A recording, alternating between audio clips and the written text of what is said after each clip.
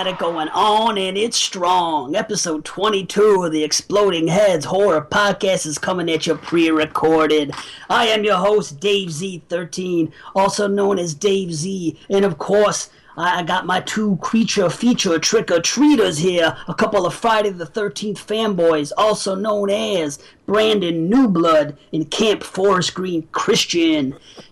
In the Exploding Headquarters, yo! And we are very excited to welcome to the show a very special guest whose presence is long overdue. From the 22 Shots of Moods and Horror podcast, we have another Friday the 13th Take a Drink fanboy, a.k.a. Double Shot J, even though he doesn't drink, a.k.a. JP Goes to Hell, a.k.a.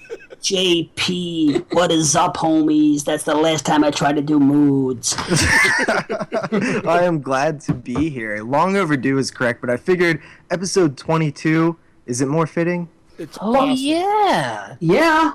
I just got that. Are you serious? That's No, why I'm I was kidding, I like, knew it. Thank God. I also like the tradition of keeping it real. That like, there's got to be someone missing. yeah, right? If all five of us get together, it'll just explode or implode the podcasting world. You're right. Canadians. It can't be. You're right. You know, I was going to make a joke if Moods was here that if Jeremy was also here, it'd be like that scene in Shaun of the Dead where the two groups pass each other. Oh, yeah. And they all look exactly the same. Like, I'd look at Jeremy, you know, Christian would look at Moods, and then they'd probably try to smuggle McNuggets in their butt. Yeah, thanks for sharing that. There's been a lot of weird Canadian news as of late. The McNugget You mean Canadian news? Yeah. Did you see that other one? The teacher in Dunville Secondary School said, "Lick me where I fart." Yeah. I did see that. That's weird. That's a very polite way of saying kiss my ass. It I thought really it was is. pretty witty. It was very witty. Wait a I minute. don't know about that. Unless it's a pussy fart. Here we go. Sorry. Oh, God. Not even 3 Okay, minutes in. Was it sexual? Was it sexual, or was she saying "kiss my ass"? Well, it was to a student, and they didn't go into details. She just Was said, it an elementary school teacher? I believe it was a high school. Okay, Dunville high school's which a little is, different. Yeah, 40 minutes away. I think, yeah. Kids nowadays, fuck right. Lick me where I fart. Yeah, Okay, that's something. I'll start saying that. Lick me where I fart. It'll be my new thing. Now, lick's kind of weird though. I don't know about lick. Yeah, it just sounds perverted. It is kind of perverted. Hey, Christian, did you bring your gloves and your tool belt tonight? Oh, no, I didn't. Okay, that was a bad joke about Jason Part lives- 6. Yeah, I know. I knew where you were going with it. Those are Tommy's gloves. Yeah, okay. And the tool belt? How do you explain that? The Weekend Warriors. Okay. I won't give you a hard time. I just had to. That's we what could- your question out of a whole series. How do you explain the bitch tits? Was he eating all the chocolate bars left over from part 5? Oh wait, Yes. that was Roy.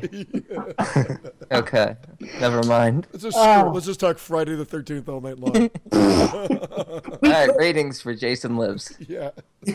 We could do it, especially with JP here. He's, like I said, he's another Friday fanboy. There's Absolutely. Love That's it. what got me into horror. See, man? See? I hear you. Yep, me too. So, Part Brandon, 7 specifically? New blood right here. Hey, part 8 was the first one Actually, I saw in Christian, part 7 was the first one I seen. Nice. wow. Yeah, Oh, yeah, but you back are in a like little bit younger, '93. right?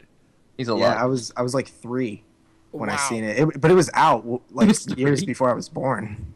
Wow. So, yeah, you're quite a bit younger. All right. There we go. Yeah, dude, it's We're pretty the old crazy. farts. Yeah, but I'll give JP all the credit in the world. He's like the fucking boy wonder because Hell yeah. Yeah, He's for- so young, I'm legally not allowed to be within 500 feet of him. This Look at the dude. creepy smile. I wish we had this recorded because he was smiling and you believed it. You thought there was a restraining order. That's what nightmares made of right there. Damn it! If we only had Facebook Live now, it would have worked. I could have put it up to the people on the group page, and yeah, we're gonna be trying that in about 10 minutes, guys. We're gonna try to be innovative, and I honestly don't know what. Try to be. I mean, I think it's a good idea. I don't know what's going to happen when we do it. I don't know if it's going to be too late for most people.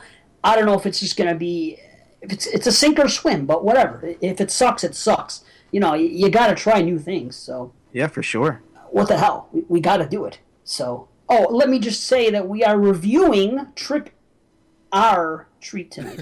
Our treat. Yeah, it's trick or treat. I know. Trick or treat. Come The on. reason I say Trick or Treat, I don't Because want people get confused. Yes, just because of that reason, because they thought maybe Sammy Kerr, you know. You know that was called Ragman?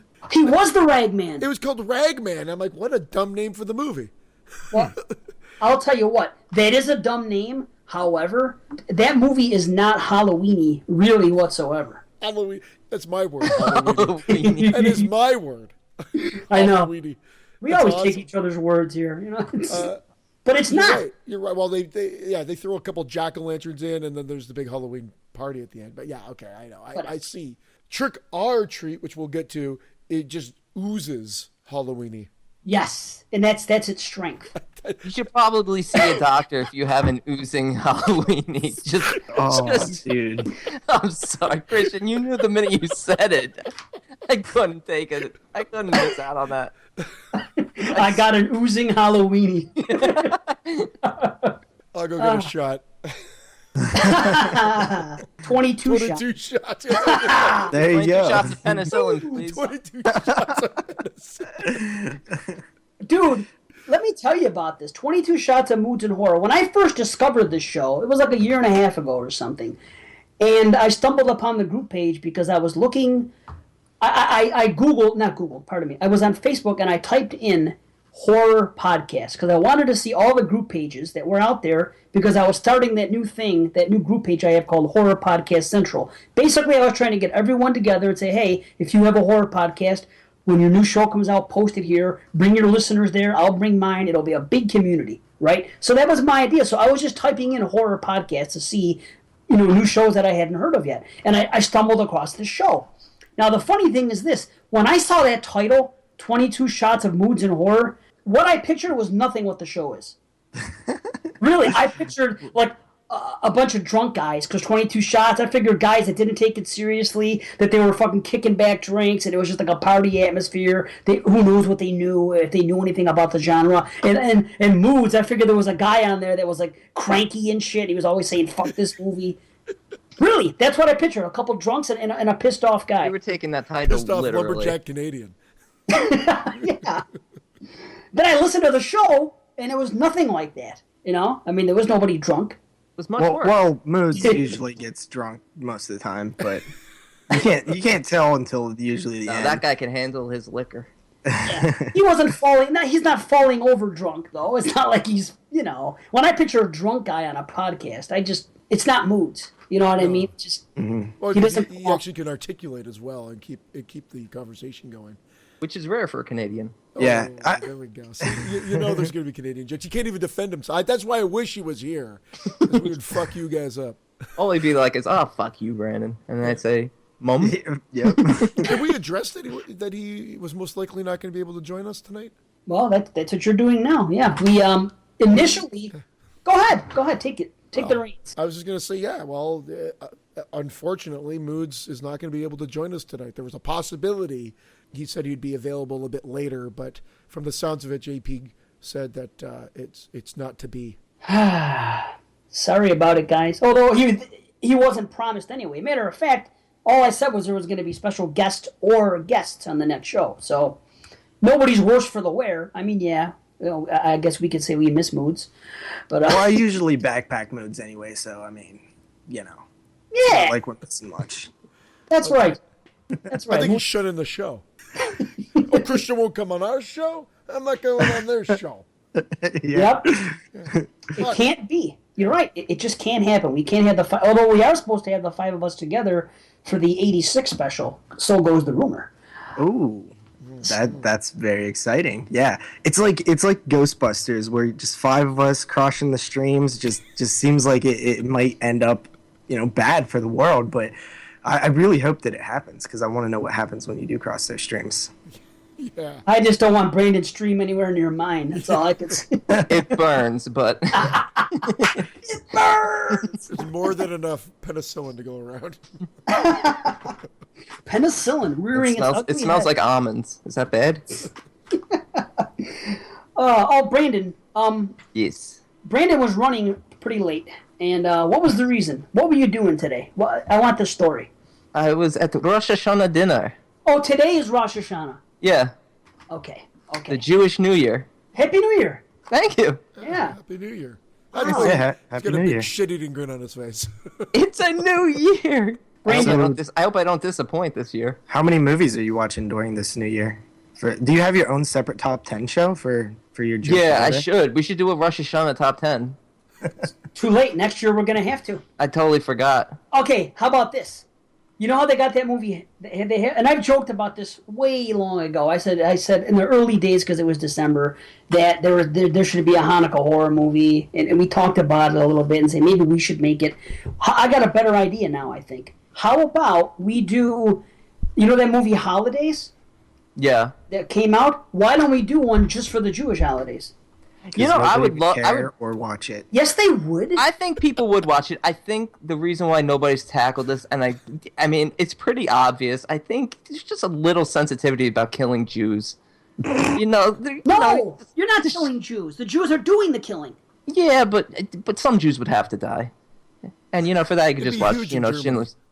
Yeah, be very big in Germany. Well, I don't know. Holidays. We could have Rosh Hashanah. We could have Hanukkah. We could have Yom Kippur. And what else? Passover, Passover. a good matzah kill, Okay. See, so there's like 5 holidays, right? a matzah with a razor blade sticking out of the edge, I'm they- telling you. like frisbee it into the guy's neck or something. Sounds like a Take clean golden off. idea to me. That's Yeah. what I'm saying. Yeah, we're piggybacking on last week's episode when we got that email about we had to come up with the movie and the kill and all that shit. Franken gefilte fish.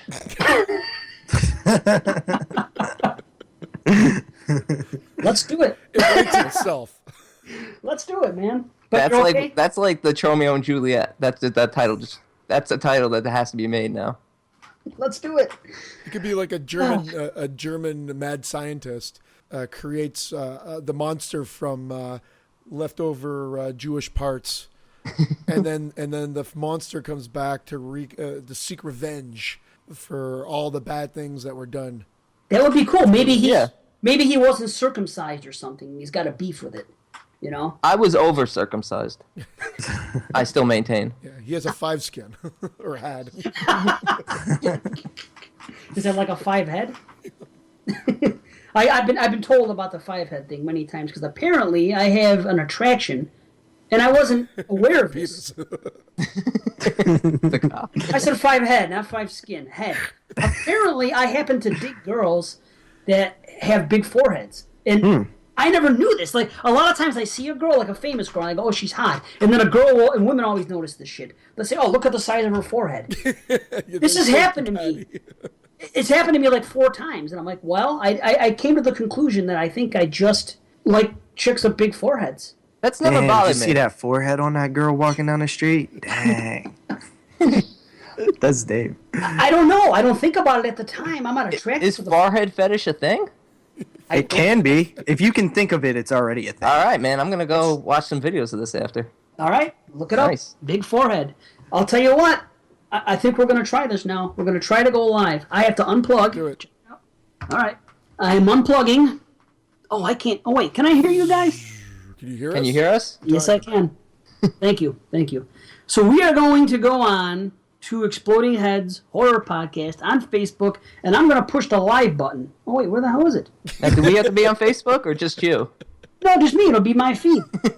Where's the go live? Oh, fuck.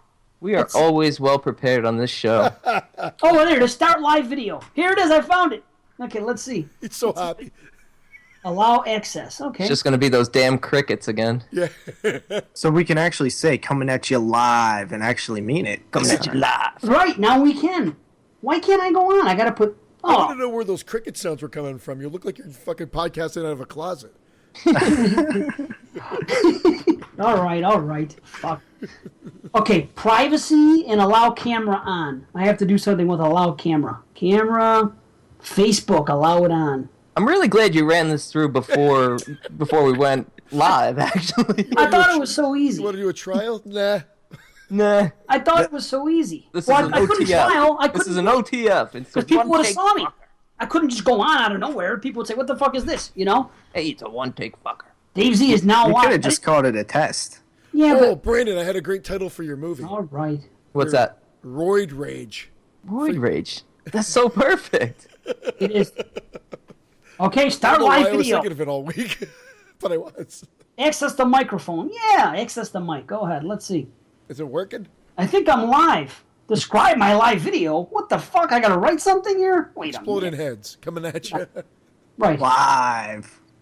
Exploding heads live. There you go. Explanation point. There. Boom. Go Gotta live. the bitch. exclamation 3, 2, 1. See? Hi, everybody. Hey! Hello! Da-da-da-da-da-da-da. Yes, I have a question for the Exploding Heads guys. We're live. Yo, you have a question? For the Exploding Heads guys? Yes. Yeah. Is anyone there? Nobody's there. Okay. All right. Well, I tried. Wow. It might be. Wait. Let's give this a You minute. gotta give it a little push. You gotta wait Yeah. a second. Okay. Hey guys. We need Mr. Watson to save us. Yeah, I got the notification. Dave Z is now live on Exploding Heads Horror Podcast. And then you got the notification. Oh, I'm watching you right here. And no one Look at gives this. a fuck. Oh, wait a minute. Here we go. Hey. Yeah, as soon as you guys got involved, it happened. Are people on? Settle down, guys. You're gonna break the space-time continuum. Yeah, I think it is. It's like doesn't seem so live. It looks like there's a little bit of a delay. Yeah, we got Oh a yeah, heart. there's always a delay with live feed. We got a heart. Someone loves us. Oh, I see I'm gonna Dave. show them to you guys. This is the guys. I don't know if you guys can see them. JP's just a picture tonight. Yeah, I can't come on because just my hotness would just dwarf everybody else. I feel bad. There they are. This is my microphone. Cool, huh? This is my messy desk. There we go. The number of people watching your video is increasing. 10 people are watching this video. 14 Whoa, now. Hey, we're fuckers. stars. Stephen Carpenter said, "Hey fuckers." We can say, "Hey fuckers." Should we give some Hey, shout outs or fuckers. something? Yeah, Hey, SC. shout out. Can you guys hear these guys here? Can you hear JP and the gang? JP and the girls. I can't even girls- hear you. Oh, because I don't have my volume. No, up. you're asking the listeners, all right? Yeah, I'm asking the listeners. What's up, Michael Kelly? Hey yo. Oh my god, it's really delayed. Like I just got you saying, "Hey, can you guys hear the listeners?" Oh. So there's Yeah, gonna yeah. be, It's definitely It's so definitely- delayed. I just got you Seconds doing the delayed. moods intro. Yes, a little. Oh, Wait, yes, that they was can a- hear us. Court says they can hear us. All right, Court, get on here and ask us a question. yeah. Mike Merriman said that he's watching this and Fear the Walking Dead. Which is more entertaining? Come on. Hey, yo! Paul Sweat. All right, here we go. Mr. Watson's here. Hey, yo, jeez. Mr. Watson. Vincent David in the house. Hey, yo. Hey, what the Hey, hell man. happened? My broadcast got interrupted. We got a thumbs up. The horror realm is with you from Luke. Yeah, my homies. Man, we're killing it. Oz We're joined like too. the highest rated live horror podcast on right now. Here we go. I'm trying to keep it interesting. I don't think anyone just wants to look at me all day. Probably Look not. at the space. No, Look at the there. space. probably not. I'm trying, though. This is a face for radio. Hey, yo. Mr. Watson, hit us with a question. I wish I could do it with everybody in the same time. I can turn this around. Oh, wait a minute. There we are. We're all in the picture now. Innovation. No, I'm not. But whatever. Who gives a fuck? Wait, I don't know what I I'm should looking block at. JP. I can't keep Handsome this as up. hell. Hey, I'm getting yo. delayed. Thanks. They're talking about me, right? Oh, my sock has covered half my face. I'll be signing titties after the show. Thanks, Mr. Watson. I think he's talking about me, by the way. What We're does he off say? camera right now. He's even sexier. That's nudie. What's the movie tonight? Trick or treat. Motherfucker. Trick or treat. Motherfucker, exactly. Buster Rhymes style. Yeah, I'm gonna get behind like this. Hey, yo! Look at him. Christian No. is off. Oh, this fucking guy. Christian said it about himself. I was looking in a mirror. This is the Mr. best. Watson. We're watching video feed of Dave's camera. Right. What have we been talking about? Nothing. Right. We just said hello. My wife is on. Oh, shit. Yeah. I mean, everybody say hi to my wife. Say hi, Hi. Irene. Hey, how are you? Hi, Irene. Hi, Irene. Put out more. Where's the scream queen? Right there, Irene. She's a scream queen. Because I make her scream. Put out more firefight. Hey, yo! There's my wife. Yeah. This is cool, man. Exploding heads up, hose down. Mike Merriman. This is what happens when you get a bunch of old guys and they finally see technology for the first time. Yeah, yeah. What a read. They're like, "Oh yeah, look at that!" Screw talking about horror. Highlight. I don't know if I should be watching Skype or watching Facebook. What are you guys watching? Yeah. Right? I'm going back and forth, but yeah, I'm watching the feeds. Like JP says, I'm like in awe of what's going on right now. Yay! I see Reads Dave love than anybody. within his phone within the call. It's very strange. It's like Mademoiselle joined. Yeah. Someone left. So, hey, someone left. someone left already. Huh? Well, whatever. We're not doing nothing. We're just bullshitting. You know? How do people get on here and ask us questions? Stephen Carpenter said, "Watch Facebook, dumbass." Oh, thanks, SC. Sorry you didn't give us that answer in like a 14-minute email or something. Oh, we have that too. I'm just kidding, SC. Love you. I think he's got one Where's coming. Christian sock? I don't know how you can show that. You can't show your sock? Hold it up. Oh, yeah. See, we got likes. Thumbs up. Hold it up here. Hey, yo, Wazelle, what's happening with you? We're not doing shit. We don't have to do shit, and we still succeed. I'll see if I can Somehow, get the CK. right? There it is. Everybody say hi to Calvin JP. JP's here tonight. He's not usually here. He's a guest. Say hi. Yeah, but I'm thinking of becoming a permanent member. Ooh, look at this Good, guy. because the way this is going, I'm thinking of leaving. Everybody. There you This go. is my night. Oh, here's a question from Court. Hold on. Have you Yeah, been Court. watching Scream Queen Season 2? No. Yes. It's fucking awesome. I'm only one episode in because my wife, Irene, is on vacation. Well, there's only 2, so you're not far behind. I know. I watch it. Yeah, but in a couple days, it's going to be another one. So But did you love the first episode though? Did you get the same vibe that it picked right up? I loved it. Yeah. Oh, okay, yeah, Loved it. that's what I'm saying. And Emma's awesome. Is stealing the show as usual. She's great. She's fantastic. Yep. Oh, here's Luke. Hold on. Okay, Dave, what do you guys think about Dario Argento's Master of Horror episodes? Oh, wow. I'll tell you what. Love Jennifer. It's my favorite episode. Oh, there you go. Favorite episode. Very favorite, JP? Yep, very favorite out of all the episodes that I've seen. There's a couple in season 2 I haven't seen, but Heckle's Tale and Jennifer are my 2 favorites. But Jennifer is the first episode I've ever seen. Freaked me the hell out, me and my friends, and I've loved it ever since. Nice. Yeah. It's further proof that Argento is the man because he has the best 2. Straight up. They were both very good. So there. I don't remember Pelts. And Irene. Peltz is good too. My wife said that the Blair Witch blows. The new one? Well, Stephen Carpenter asked. He said, "What do you guys think about Blair Witch?" And my wife said, "Blair Witch blows." Is this the new Blair Witch? Is your wife happen The to be actual Moods? witch or the movie?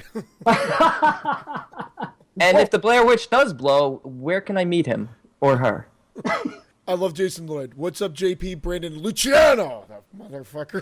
Yeah. Giano. Unlucky Luciano. Dude, my wife won't even watch the first Blair Witch. She's confused though, JP. She thinks that the dripping nose happened in Blair Witch. It didn't. It happened in Scary Movie. Yeah, See, definitely. you're wrong. It's Wasn't not her nose running in the original too? No, Yeah, it was I just a watched little it the other bit. day. It was not A little bit. It was wet. It was. a wet nose. What is she, a fucking dog? Depends on who you are. Argento's getting a lot of shoutouts here. I liked the Blair Witch. How come I'm not seeing any of these feeds update? Hey, yo! You're not on the Facebook thing? I'm on Facebook. The last You're I don't see seeing any those? all I did not see her nose Oh, running. no, I they're all just watched shooting it a at the week bottom. ago. How did I I get don't. those? I only see 4. I did not see the nose running. I was looking for it. Maybe it was a little snotty. Yeah, 27 people. Woo! We're rocking, man. 28. Woo! I'm probably missing questions. This is actually way more successful than I thought it would be. We got lucky. Oh, I guess going late JP, was... you're on Exploding Heads now. Brandon, you got a question here from Mr. Watson. 9.5 inches. Starting at the spleen. Wait! You gotta start measuring from the spleen. Has Brandon seen Night of the Living Jews? I swear that's a real movie, he says. See? People do want to see Jews get killed. I actually had no idea that this was a movie, but I will be seeking it out. Mr. Watson, thank you. See? People want to see Jews get killed. Whoa! Well, Yeah, they're Brandon called said, Nazis. if you guys would have heard before we came on, I said we should do a holidays movie about Jewish holidays. And Brandon said, no, they wouldn't do that because people don't want to see Jews get killed. So that's why I said that. Yeah, and fuck off, Randolph. Rudolph. Whatever, like Randolph. Randolph. Steven Carpenter wants to know, what'd you guys think of 31? Listen to the Skeleton Crew episode 1 something and a half. Listen to the man over here. Yeah, I liked it, SC. I wasn't on that show, so you don't have to listen to it as far as I'm concerned. I'm just kidding. I'm just kidding. Listen to it. It was disappointing for sure. Right? Yeah, for I was me.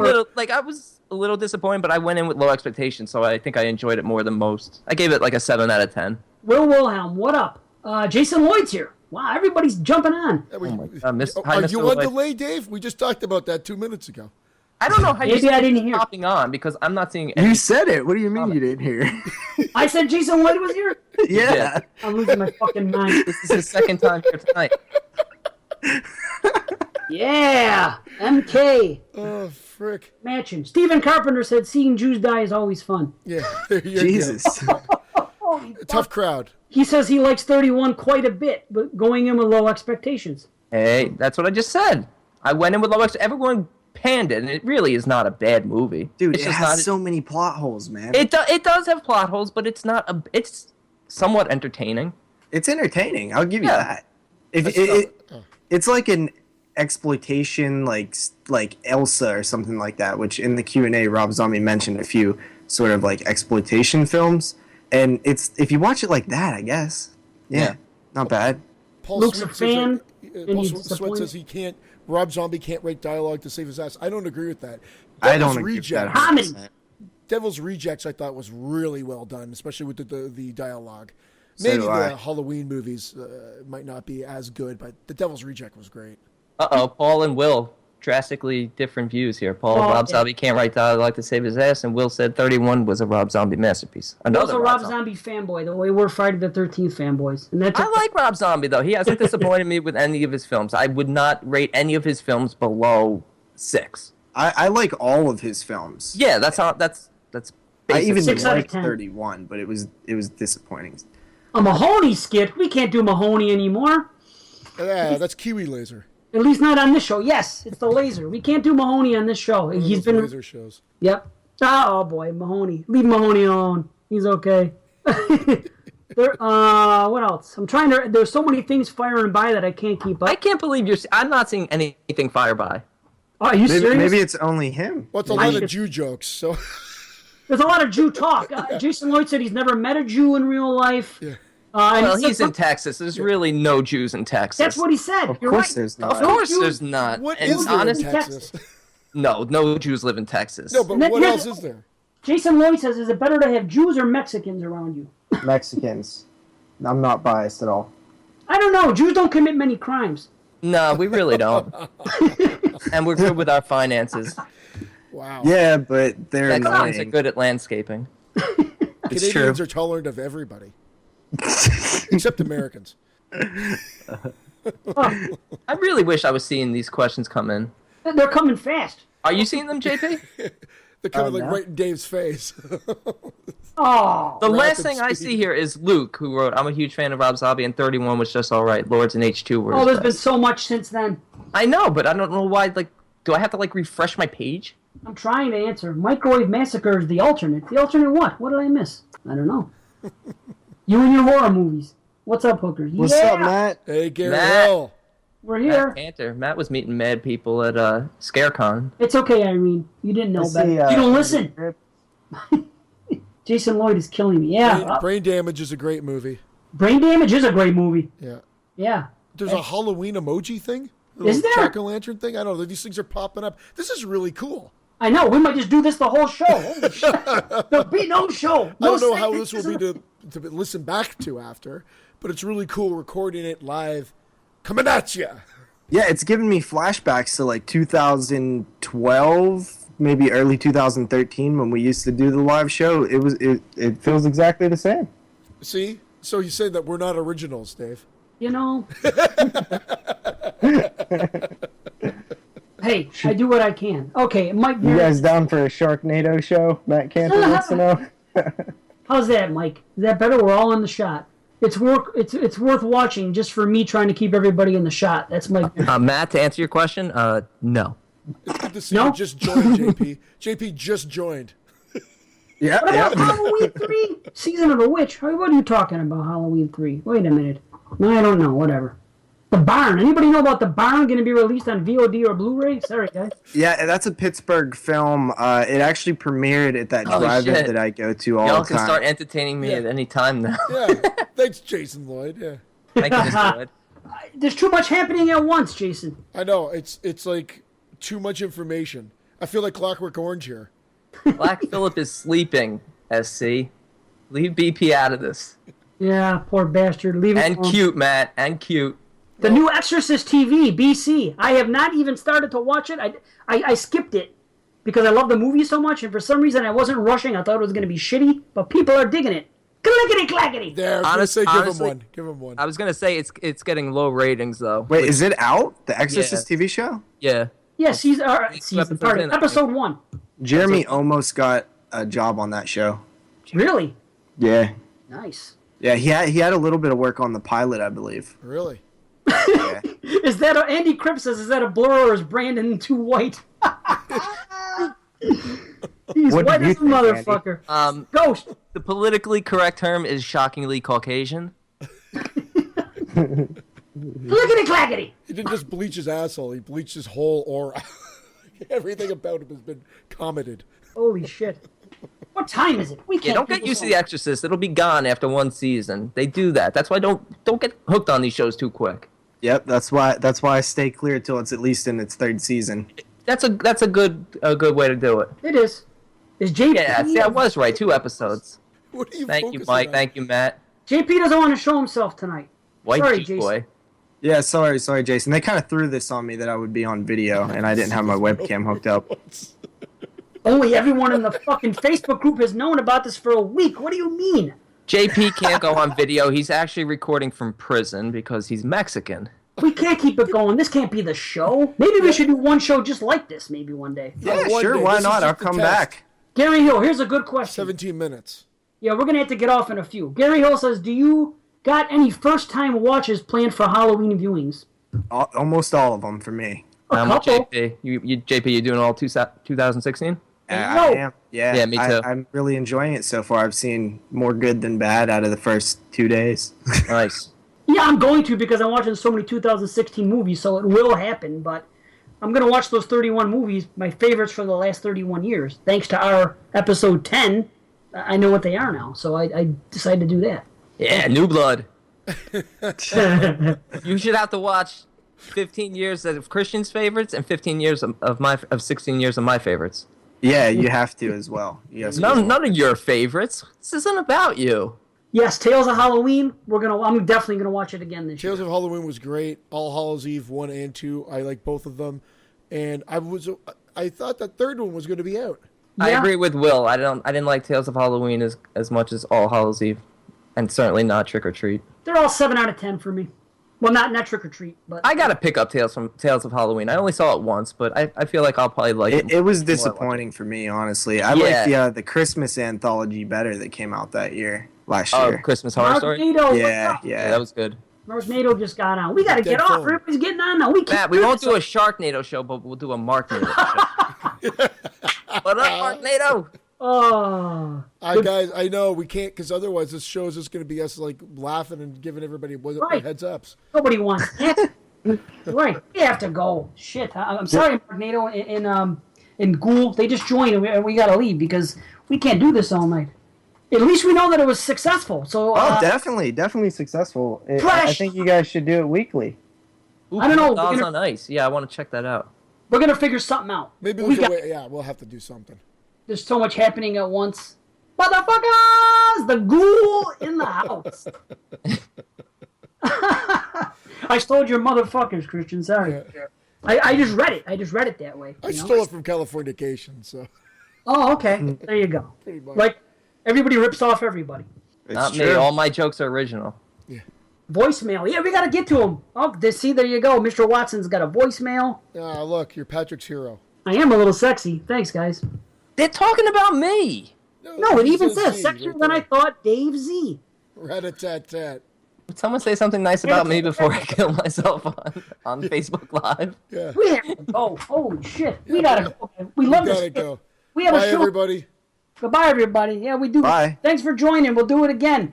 Yeah. So, Bet she's the man. see you guys later. I don't know how if it ended, but No, we're are you guys on? Can you see if it's ended?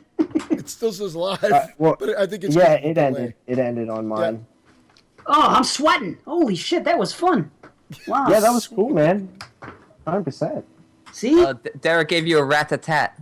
We do it again. Innovative. Nice. Do it again, brother. Nice. Okay, guys, let's move on because the alarm is set. So, what are we getting into? Sorry, I'm a little bit. Oh, okay. Before we get to the emails and the V-mails, we forgot to answer a question. Remember, we had that long. Stephen Carpenter? It was like an SC. Yeah, but it was the other guy. Corell? Cordell? Cordell. Cordell. Corell. Corell. What is that? Sounds like a freaking. Corella. Yeah, the OK Corral. Okay, Corell. Yeah, Wyatt Earp called. He wants his Corral back. Oh shit. Well, Fucking white asshole. dude asked us a question, and we never answered it because we were, listening to him talk about his top 10. So he asked us a question, and it was something about the new Jason, Michael, Chucky, and Leatherface that are coming out in the next year, and what we think about that. Well, my answer, I'll say right now, I think nothing about it because I don't believe any of it except for Leatherface, which we know is wrapped up or something or other. Yeah, there's literally like photos from the set. I can't believe. I'm still excited. I don't care. I want that Friday the 13th. I don't think an Elm Street movie is coming out next year. There's no way. The thing is, though, they're inevitable. Like, they will happen. Yeah. It's just when. You would think, but it's so fucking easy to do and nobody's doing it. I'm excited for the Chucky, most of all, because that curse was amazing. First kick in. Chucky will probably be out before either of those other two. Yes, I am. Yeah. So I'm you're- with you I on the think other. that when there's so much money involved, that it just stagnates and slows everything down like so much. When there's all these rights and when something becomes so big, it feels like they can't just let's make another one. It's like they have to go through these long ass process of restarting over and over again. Yeah, there's probably a lot of hoops to jump through, and that's why we're not getting them as quickly as we should. I have a very, very cynical view on it at this point. I've been let down. Seriously, I've been jerked off and not been allowed to climax too many times from these. Seriously, Michael, That's a great way of putting it, man. That's exactly what it is. I'm tired of it. I really am. Michael blue and balls. Jason. Yeah, I They're do. bad blue balls. Permanent blue balls that I have no faith that they're ever going to do it. I'm never going to shoot my load for these movies. It's just I've lost my faith. It's like Lucy holding the ball for Charlie Brown. That's what it is, and then whoop. That's what Jesus, there's a lot of images running through my head, but I it's heard really just Charlie you Brown. masturbating right now. Yeah. And then Charlie Charlie Brown's Brown an pops his asshole. head out. You know, I don't know. Anybody want to add to this? I have, like I said, I agree with you, Dave. You've made me become a little bit more cynical with your responses to people. You know, I'll believe it when I see it, or I don't believe it until it's out. And you're right, because every year they're pushing these movies back another year. It's like, stop. and Friday it's the so 13th is ridiculous. Like, I mean, the delay on that has been just nonsensical. Like, the last one made a shitload of money. Look, a sequel to Trick or Treat, which we're covering tonight, was announced in 2009. Yeah. right. It's almost 2017. Whatever. I know it'll come. And you know Might that not be in our lifetime. Maybe I'll get to come too then. Yeah. finally. No, I give up. heads. Exploding heads, right. I'm done. I really am done with it because it's so easy to make a Jason movie or a Michael movie. You put a guy in a mask and you kill some teenagers. It's not rocket science. We're not making Neon Demon again. But Just they fucked it up. They fucked Resurrect Him, your favorite. How They did. they fucked it up? Like you So can, what? You can You know what? fuck it up. But it made money, Yeah. though, right? but it always makes money. That's Yes. the thing. Give us, even if it's shit, just give it to us, and we'll be the judge. If it's shit, we'll tell you it's shit, and then try to do it different and better. Yeah. Yeah, not I mean, just keep complicated. trying. Keep trying till it doesn't make money. I'm sure if you do 5 in the next 5 years, there'll probably be a good one in there. Exactly. Just stop with the damn clickbait because it's all clickbait now, and everybody keeps falling hook, line, and sinker. I'm so disgruntled that anytime I see any horror quote unquote news now, I don't even. I see the headline and it's good enough for me. I never read into it ever. You should read into it though, because that's how it becomes clickbait. Is the people that don't read into it. They just see it and then they pass the information on. Like, I'm so tired of old articles being news. That's the worst. That's literally the worst. How about that thing that just happened? Rob Zombie, yeah, dude. That was drove me months and months insane. John ago. Carpenter. Yeah. Or for Dave last year when that new movie Fright Night came out. I'm sorry, I always got to go back to that. Moods isn't even here to bust my balls on it. And I have to you go have back to, every time. I got to go back to it. Man, you guys. So anyway, that's that. Forget about it. Which one do you think will come out first, though? If you just had to bet, besides Texas Chainsaw, obviously the big three. Friday the Honestly, 13th. you say Friday? I say, yeah. It's a marketed. They would lose. They will make so much money if it comes out October 13th, 2017. I say Chucky. I have no faith in Friday the 13th. I forgot about that one. Chucky. Yeah, I think Chucky too, but the Friday the 13th certainly makes sense. Especially, are they ever releasing the game? Yeah, that's coming out. But I think Friday the 13th simply because when they announced that the rights kind of reverted to Paramount a little bit, I think that's a 5-year deal. So, I mean, you would think that they would not just lose that because they traded the rights to something else to get those rights, I believe. I forget the actual movie, but it was like a Fincher movie or something. Yeah, Really? it was an odd movie.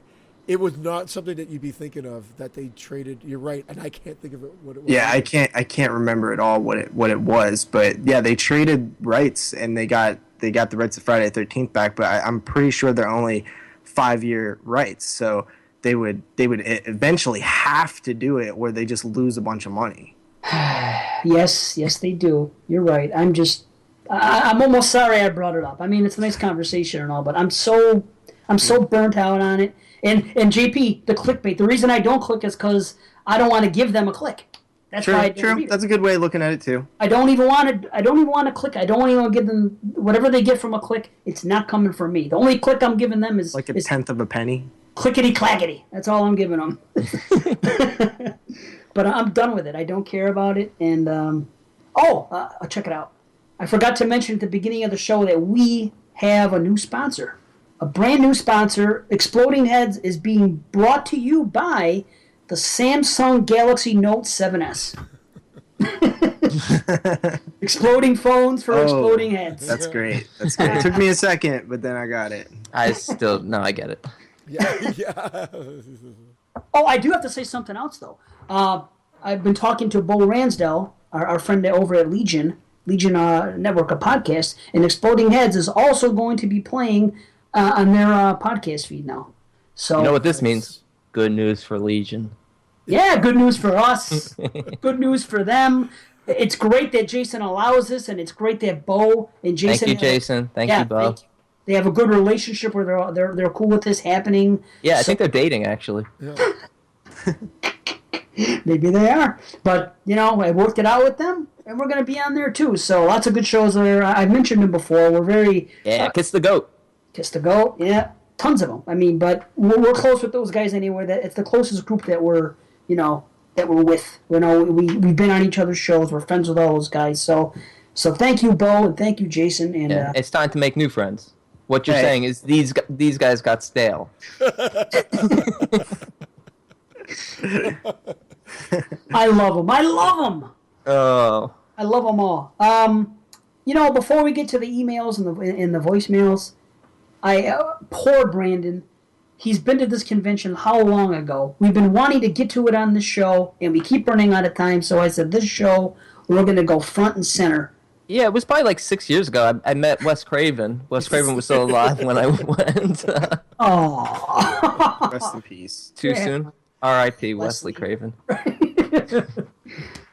So Brandon, let's get into a little bit of convention talk. Brandon went to a convention. Yes, my first convention, actually, Monster Mania in New Jersey, back in August.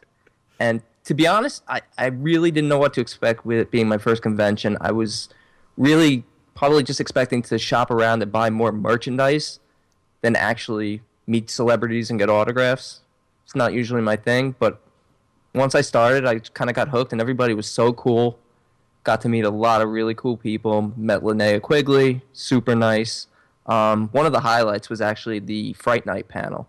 Oh, fuck you. Oh yeah, which is a 2015 release for Dave. It wasn't a joke. I thought there was a joke. Oh no! Amanda Bierce and Stephen Jeffries were there. Chris Sarandon was supposed to be there, but he couldn't make it. And they did a terrific panel. They spoke so highly of the whole production of that film. They spoke so highly of Tom Holland, of what's his name, Roddy McDowall. McDowell, and just everyone. They just spoke so highly. It made me love the movie even more.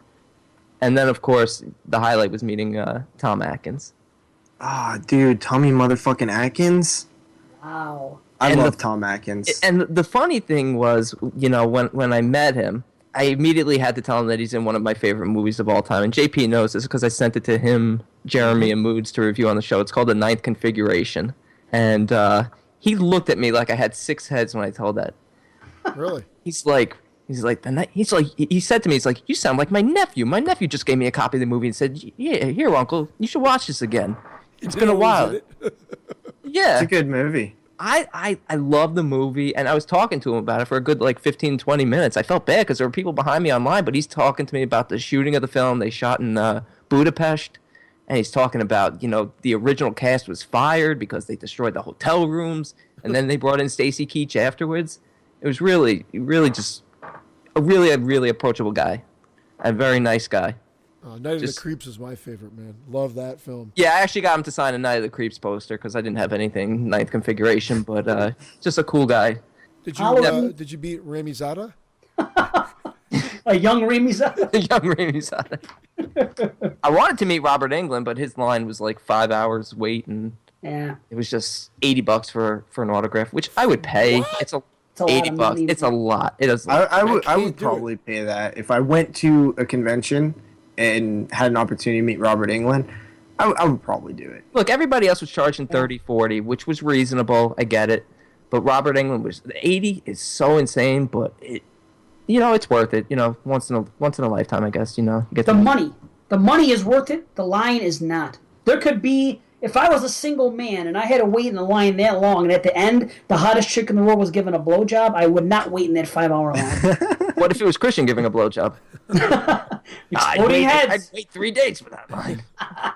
No, I can't do lines. I can't do. To be honest, people were fighting with the kids who were working there. I approached these kids because I wanted to just find out how long the wait was. I was like, I know it's not you guys' fault. It's just what happened was they booked VIPs. You could pay extra for VIP tickets, and you get to go in first. Mm-hmm. So a lot of VIPs are there. And I believe I actually saw somebody from the Facebook group come out. And it didn't dawn on me until he started posting pictures it was either our group page or 22 Shots. Jerry V. Jerry Vitetta? Yeah. Okay, what about him? Yeah, he was posting because he was at the con also. Oh, that's right, because he lives there. Yeah. Yeah. Yep. Well, not in a hotel in the area. I know that. Okay. Yeah, no, and I saw pictures of him posting, and I think he got Robert Englund's autograph, and I think I was right there when he came out. Because I'm saying to myself, this guy looks familiar. Where do I know him from? But I didn't want to approach a strange guy and just be like, hey, where do I know you from? Be afraid he'd be like, the turnpike exit. The bushes, I was like, oh God, yeah, you're right. Never mind. What are you, Monster? They're freaking Monster. Yeah. Charlize Theron. Eileen Wuornos. That's a good movie too. Yes, it is. Yes. Horror so movie? Yeah. What's that? You guys consider that a horror film? No. Doesn't it have to be? No. According to Mr. Watson, it's got to be fictional. No, that's not what he said. It's skating. Yes, fictional. You misunderstood the whole episode. Yes. Sorry, Listen Watson. to it. No, you can't. A documentary or a biography cannot be. Well, maybe I guess a fiction. What about Dahmer? Dahmer? A fictionalized. Yeah, Dahmer. Okay, a fictionalized biography can be horror, but not a documentary.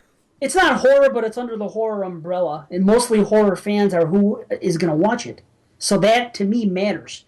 Like that movie, The Good Neighbor. It said it's a thriller, But everybody I know that's a horror fan is talking about it. Podcasts are talking about it. I'm seeing written reviews, YouTube reviews. So to me, when I see that, just like the Green Room, that means to me that it's horror. That's what it is. Yeah. No, and Brandon, going you to. sent me freaking the 9th configuration to review on a horror podcast. Who are you all of a sudden? Dude, it's William Peter Blatty. It's not horror. Landmine goes click.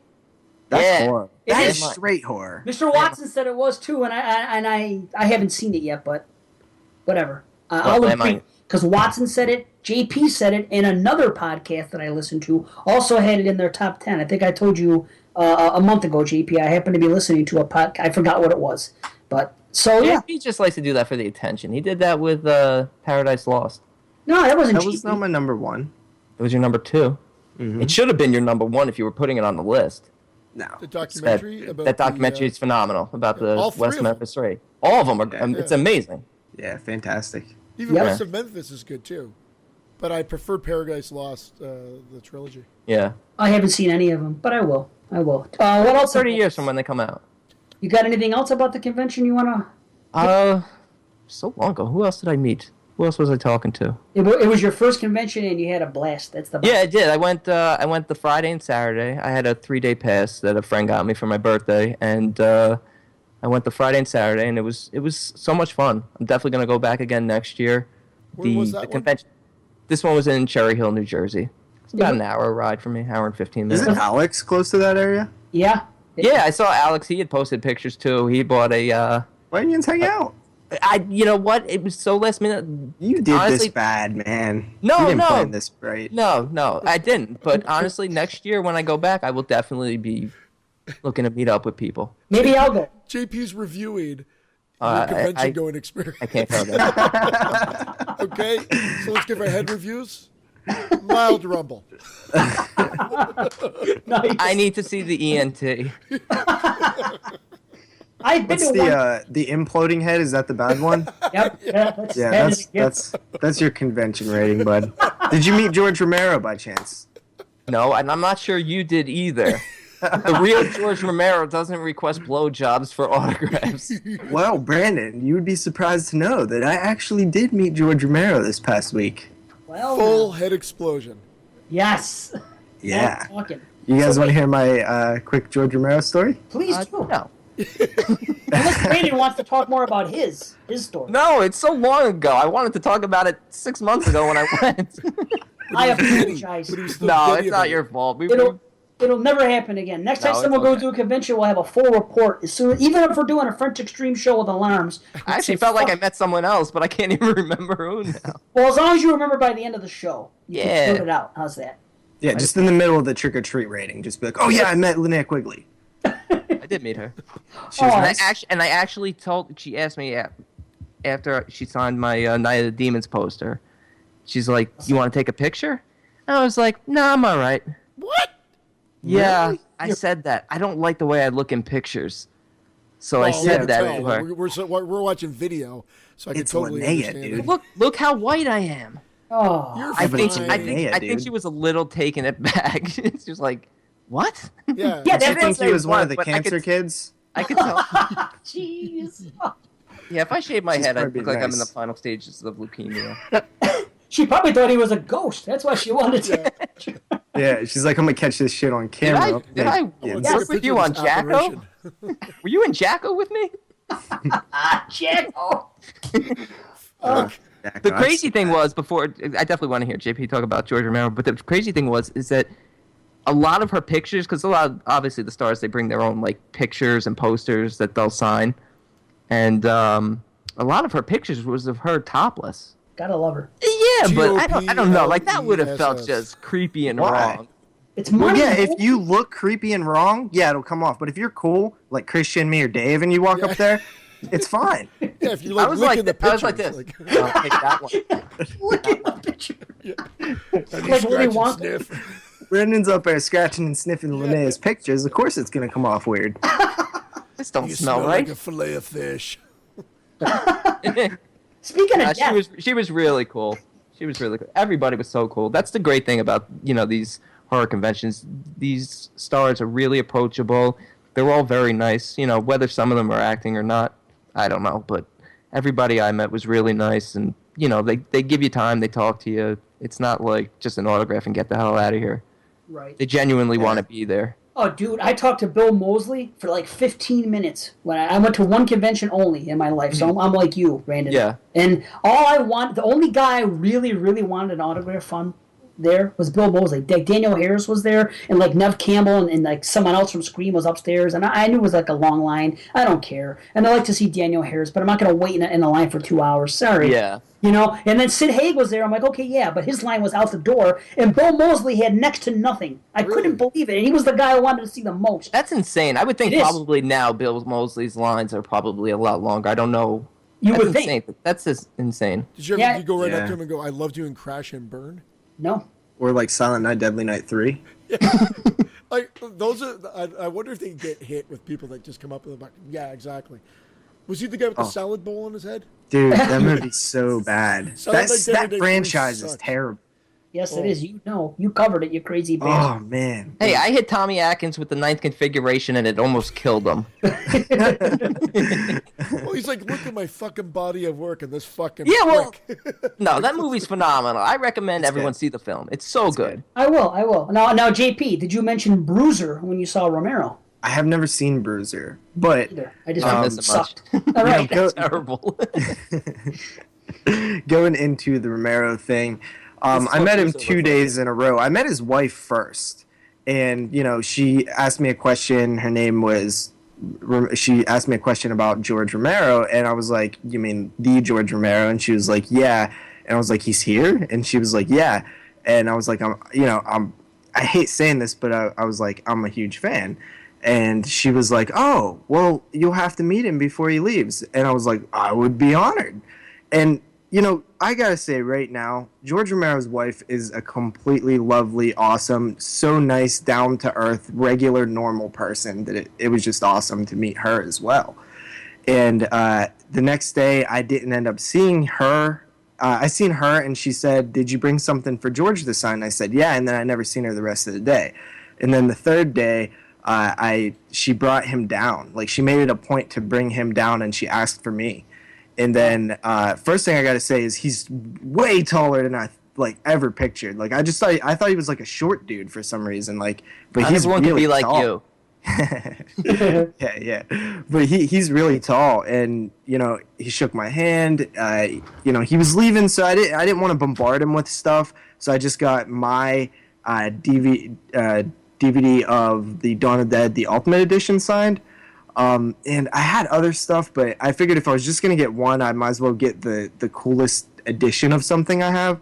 And then my friend was also working that day, and he gave me a few things for him to sign. I only got one, the Crazies, and then another friend of mine, this girl Carly, she wanted me to have him sign Day of the Dead. And I just felt like 3 was enough, and I was like, I don't want to bombard this guy.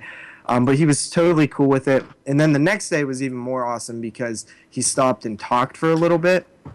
And he signed a Diary of the Dead DVD, and we started talking about that. And it seems like he really likes that movie.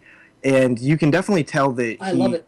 Sort of likes his lesser popular movies. Like, everybody's probably talked to him about Day of the Dead, Dawn of the Dead, Night of the Living Dead a million times. And I was telling him how much I really like Diary of the Dead, which I have said for years. I think it's fantastic. Yeah. And he started talking about how it was like a really challenging movie to shoot because he had never done that style before, and like planning shots was really a fun, puzzle. And then he did tell me that Martin is his favorite film that he made. He actually said it in a weird way, though. He's like, somebody asked him what his favorite movie was, and he was like, "Oh, nobody, like a movie that nobody really knows about," and which, me, a horror fan, like, yeah, okay. Yeah, we know it, right? Yeah, but he said Martin, and he really seemed to be like real passionate about Martin. And he signed a few more autographs. He's just so down to earth, like just a regular chill dude. You can definitely tell that he was getting a little bit older because it takes him a while to sign the things. He has a little bit of a shake going on and stuff, which is a little sad, but just a very nice human being. And I couldn't be more happy with that experience because I haven't met a whole lot of people, and I've always hear these horror stories of like people meeting, Linda Blair or something. And, for somebody who is a fan and looks up to this person or whatever, that could be really crushing to meet somebody and they be an asshole. I never really see people that are, famous or famous in the horror world as like different. Like I still see them as regular people. I've never really got like the starstruck thing, but, some people do, and it's terrible to hear these horror stories. So I didn't want that to happen to me, and it hasn't. He was actually in town because he opened up a school next to Tom Savini's special effects school, where it's in the same building or whatever. But it's only a short drive from me, 20 minutes or so, where that school's located. And Tom Savini's special effects school is one of the best that you can go to. Period. And I guess Romero is opening up like a film section to that, and so he's going to be in town more often. He's coming back a little bit later. And it was a great experience, super cool guy. Wow. Awesome. That is awesome. And it's so cool it's going to have a school next to Savini's or with Savini, whatever it is. Yeah. I mean, they're both Pittsburgh natives. Right. So, it kind of makes sense that they would kindercare. come. Even though George Romero is actually, I don't know if you know this, Christian, but he lives in Canada. I didn't know that. I thought he still lived in Pittsburgh. Nope, he lives in Canada. Toronto, yep. Wow. Yeah. And you know what? He's lived there for 7 years. They just had that Day of the Dead thing that I'm so upset. What are you pointing at? You don't have him hogtied in that creepy basement. Yeah, I kind of knew he was back here. I'm like, this is what you get for Survival of the Dead. Nice. Well, let me say one thing about conventions. I have been wanting to bring this up as long as Brandon's been wanting to bring up his, because I wanted to bring up my good buddy Gary Hill, Cinema Beef, Legion Podcast, Sloppy Seconds on Horrorphilia, and all kinds of shit.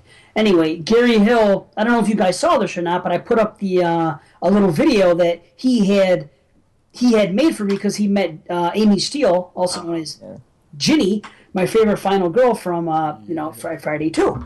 So he was going there and he put something up, and I looked at the guest and I go, "Oh, you lucky bastard! You're gonna meet Amy Steele."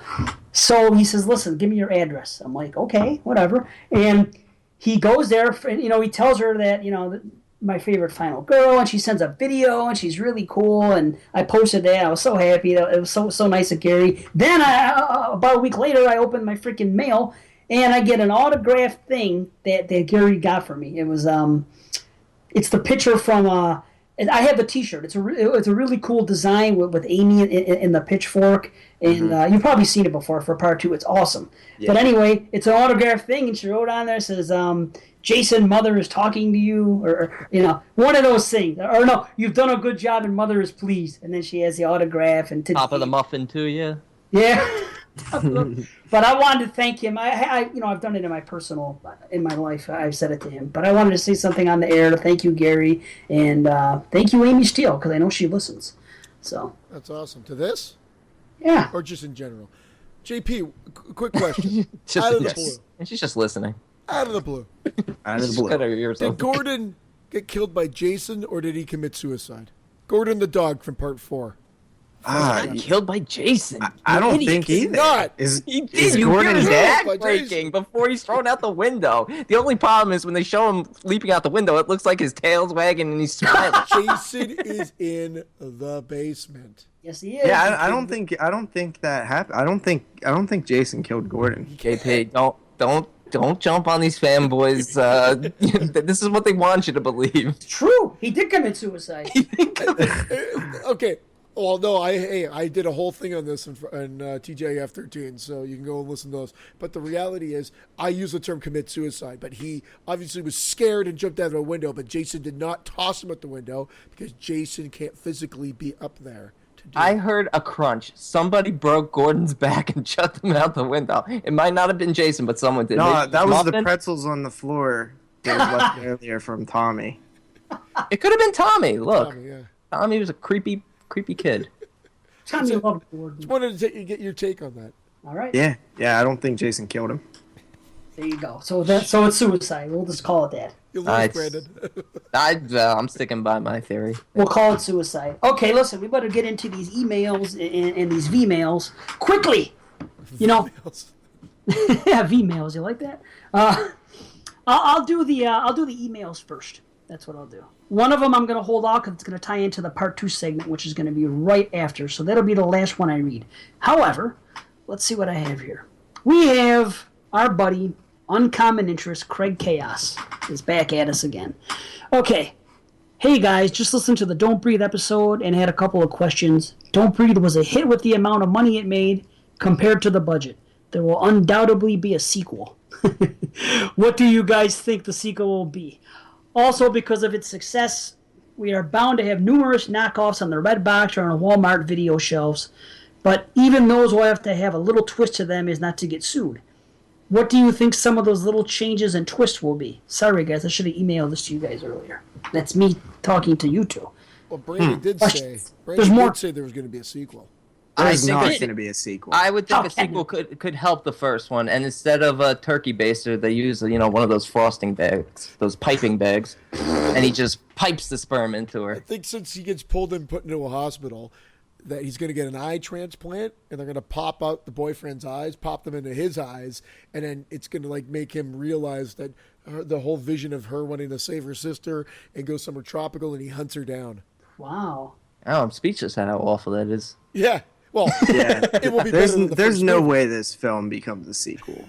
I agree. I don't think that. It can't be. Well, Craig seems to think that because of the money it made that they will find I see a sequel. You just can't do it. You can't realistically create a sequel out of this, and you just can't. There's just even with the amount of money that it made, you just can't do it. Look, you didn't think they were going to make 25 Taken movies, but they did. You would think after a while these people would stop getting taken. They'll do a prequel. That's what it was. It was like Taken 12. Stop taking. They'll do a prequel on how that girl got in the basement, and they'll have a whole other prequel. Good call. Prequel. You're right. That's a good call, Christian, because that's possible for sure. Very good. Prequel for sure. Yes. No, it doesn't even have to be a prequel. How about he's on the run? He escapes because there's so much evidence of what he did in that basement. He stepped in her blood. It's not the same movie at that point. You can't even. What are you going to call it? Don't Breathe 2. Don't the whole breathe concept two. of the movie. Don't see. Don't see. Breathe. Yeah, don't no see. more. Don't see me breathe. Don't see no evil. Breathe no evil. I would be super surprised. just flabbergasted if there. I would actually be surprised too. But a sequel to me would maybe make me like the first one more. No chance. Did you not like the first one? I didn't hate it. I gave it a 6 out of 10. I guess I need to listen to last week's show. Yeah, you should listen. We both give it a 6 out of 10. Yeah, I just didn't love What is it. wrong with you two? Right? Thank you. I didn't make it out during the movie? Right. You didn't see anything, We did huh? go together, yeah. You left me out. That's what happened. I went with my wife. They went with each other. That's why neither of us has blue balls. The blowjob we got was a 10 out of 10, but Exploding head. You had a full head explosion, huh? Okay, now to the next thing he says. There's going to be knockoffs. What are the twists going to be? And the only thing I think they can do is maybe have different. See, but they've already had a deaf girl. I don't even know if they can do it now. I mean, maybe they'll do knockoff. A mashup. Hush. The girl from Hush has to fight the guy from Don't Breathe. Don't hush, right? I can't see you. What about a wheelchair? Like a wheelchair guy, right? Just take the guy from Don't Breathe and just make him in a wheelchair to where it'd be wouldn't be able to get around so easy. But he still has him locked in the house, maybe? Yeah, why not more killers with disabilities? Yeah, Seriously. it might be a thing. This is 2016, damn it. Do it. I would. Why not? Okay, that's a good call. Wheelchair. Like that long distance runner guy, Blade Runner. Yeah. Like a slasher movie with a guy with he just runs. Just goes around shooting his girlfriend through the bathroom door. But it's not horror because it's real. Sorry. That's true. Okay, now he continues on. You guys talked about French films. My favorite French film, although not extreme, is the fantasy mindfuck film City of Lost Children, made by the guy who went on to do Alien 4 with Winona Ryder. Ron Perlman. Yeah, and much like Alien 4, it has Ron Perlman. And if you get a hold of the English dub version, all the French actors are dubbed in English, and the only American actor, Ron Perlman, is still speaking French. What? Go figure. Wow, okay. It's a beautiful film, and for some reason, Beyond Me is considered a precursor to the steampunk movement, even though it really has no steampunk elements. Huh, okay. And one more thing. An idea for a movie. It's about Lucio Fulci. See, Moods, you should have been here. It's about Lucio Fulci. He's on the downswing of his career. He has one last opportunity to make a comeback by making a new horror film. While scouting locations, he comes across the perfect house. But the basement of the house is an actual gates of hell, like his movies. After a cast crew member dies, people want to stop production. But Fulci knows it's his last chance, so he keeps going. As more people die in horrific ways, a couple of people killed the same way as in a couple of his films, you don't know if it's the house or if Fulci has flipped out and is killing people to keep the filming going or what. I figure the end would be something of a twist, like Fulci ends up in the netherworld, like the end of the Beyond or something like that. What do you think? Thanks, Craig Chaos. Wow. That sounds cool, honestly, but you can really remove Fulci and put any fictional character there. It still sounds good. Yep. But the Gates of Hell works, you know? Yeah. Isn't that kind of Cat in the Brain? Just with I was gonna say that. Was hell? that the Fulci movie where you think he's He with the boat he at the thinks end? He's gone insane and he thinks Yeah. he's killing, and he's a filmmaker trying to do one last movie. Like, so that part was kind of the same. All Just- right. Wow. I didn't know Craig Chaos wrote Cat in the Brain. Maybe Craig Chaos should see Cat in the Brain. Yeah. Right? Maybe that's it. Craig, if you haven't seen Cat in the Brain, Full head explosion for him. There's a movie for you, Mr. Chaos. I have not seen it. We discussed this before. So it's going to come up later in a segment idea. Boom! Bam! Okay. So on to the next one. Tony T. All right. My buddy Tony T. Tony Todd? Tony Thero. Oh. Pardon me. Terrio. Excuse me. Daddy. Hello, Exploding Heads. Long-time listener. First-time question asking via email. All right. Hey, guys. I've been listening since the first show dropped and figured out I'd hit you with an email. Don't really have any specific thought-provoking questions on deck, so I figured I'd just ask your thoughts on the last kind of less talked about horror film I just watched. What do you all think about 2005's 2001 Maniacs? At first I hated this film. For some reason, as the years go by, I find myself drawn back to this film and it gets better each time I watch it. It reminds me of an 80s cheese fest similar to Sleepaway Camp or Chopping Mall. My biggest fault upon viewing it this week is it feels like a time capsule already and makes me feel old. There's a frosted tip-haired wannabe Backstreet Boy running around with Britney Spears look-alike as the protagonist, and it makes me cringe thinking I lived through an age when this was cool. Cool in quotes. It makes me look back at what life feels like yesterday and a lifetime ago, and I guess that brings up another thought or question. What tropes, styles, or references, or certain eras would essentially hurt a film over time, like things you might not even realize yet? Oh, and before you start ripping me for the lengthy email, just know that I updated the operating system on my iPhone just to update the podcast app so I could review the podcast. And now my phone is a piece of shit, and battery life has been cut in half. So there you are. Keep on keeping on, Tony T. Wow. Nice. Great email. Yeah, thanks for the, what do you call it as well? The email, of course, but the review. He did leave us a review on iTunes. And next show we're going to have a drawing, but that's too much. More swag. More swag. It's swag for me. That's what I don't even know what swag is, but Dave's giving it out every swag 10 has reviews. something to do with this radio. Yes. All right? That's why I say swag. Wowie. Anyway, 2001 Maniacs, I have liked that movie since the first time I saw it. I've only seen it once, but I didn't hate it, but I feel like he's onto something. Like I'll enjoy it more if I revisit it now. What about you guys? Yeah, no? I immediately passed by it. I just looked it up again and realized, I remember when it came out, and I have not seen it. I've seen it before. I think it was all right. Not too bad. I believe isn't it a remake of the Herschel Gordon Lewis? Yeah. It's like a sequel type remake because the first one's 2000 Maniacs. This is 2001. Okay, Oh, that's right. You're right. And Robert Englund is really good in this movie, in this role. And yeah, he is. Yeah, and it's good gore, and it's a couple hot chicks. And at the time, there were no slashers. It was 2005, and it was just Yeah. nothing happening. So I remember, it's a B slasher, sure, but the gore was good and it was enjoyable. It's not. You know what I liked is the cameo from Eli. the Grimm character from Cabin Fever. Yeah, that's pretty cool, huh? Yeah. Yep, I like that too. And the dog is with him, Mr. whatever his name was. Dr. Mambo. Come on, Dr. Dr. Mambo. Nice. It's not Mister, he's a doctor. He's a doctor, damn it. Of being a dog. Ooh, face. Is he related to Dr. Lipschitz is the question. I mentioned Lipschitz the other day in front of my dad, and he's like, Bethel Lipschitz, that was my first girlfriend. I'm like, I know, that's why I mentioned the name.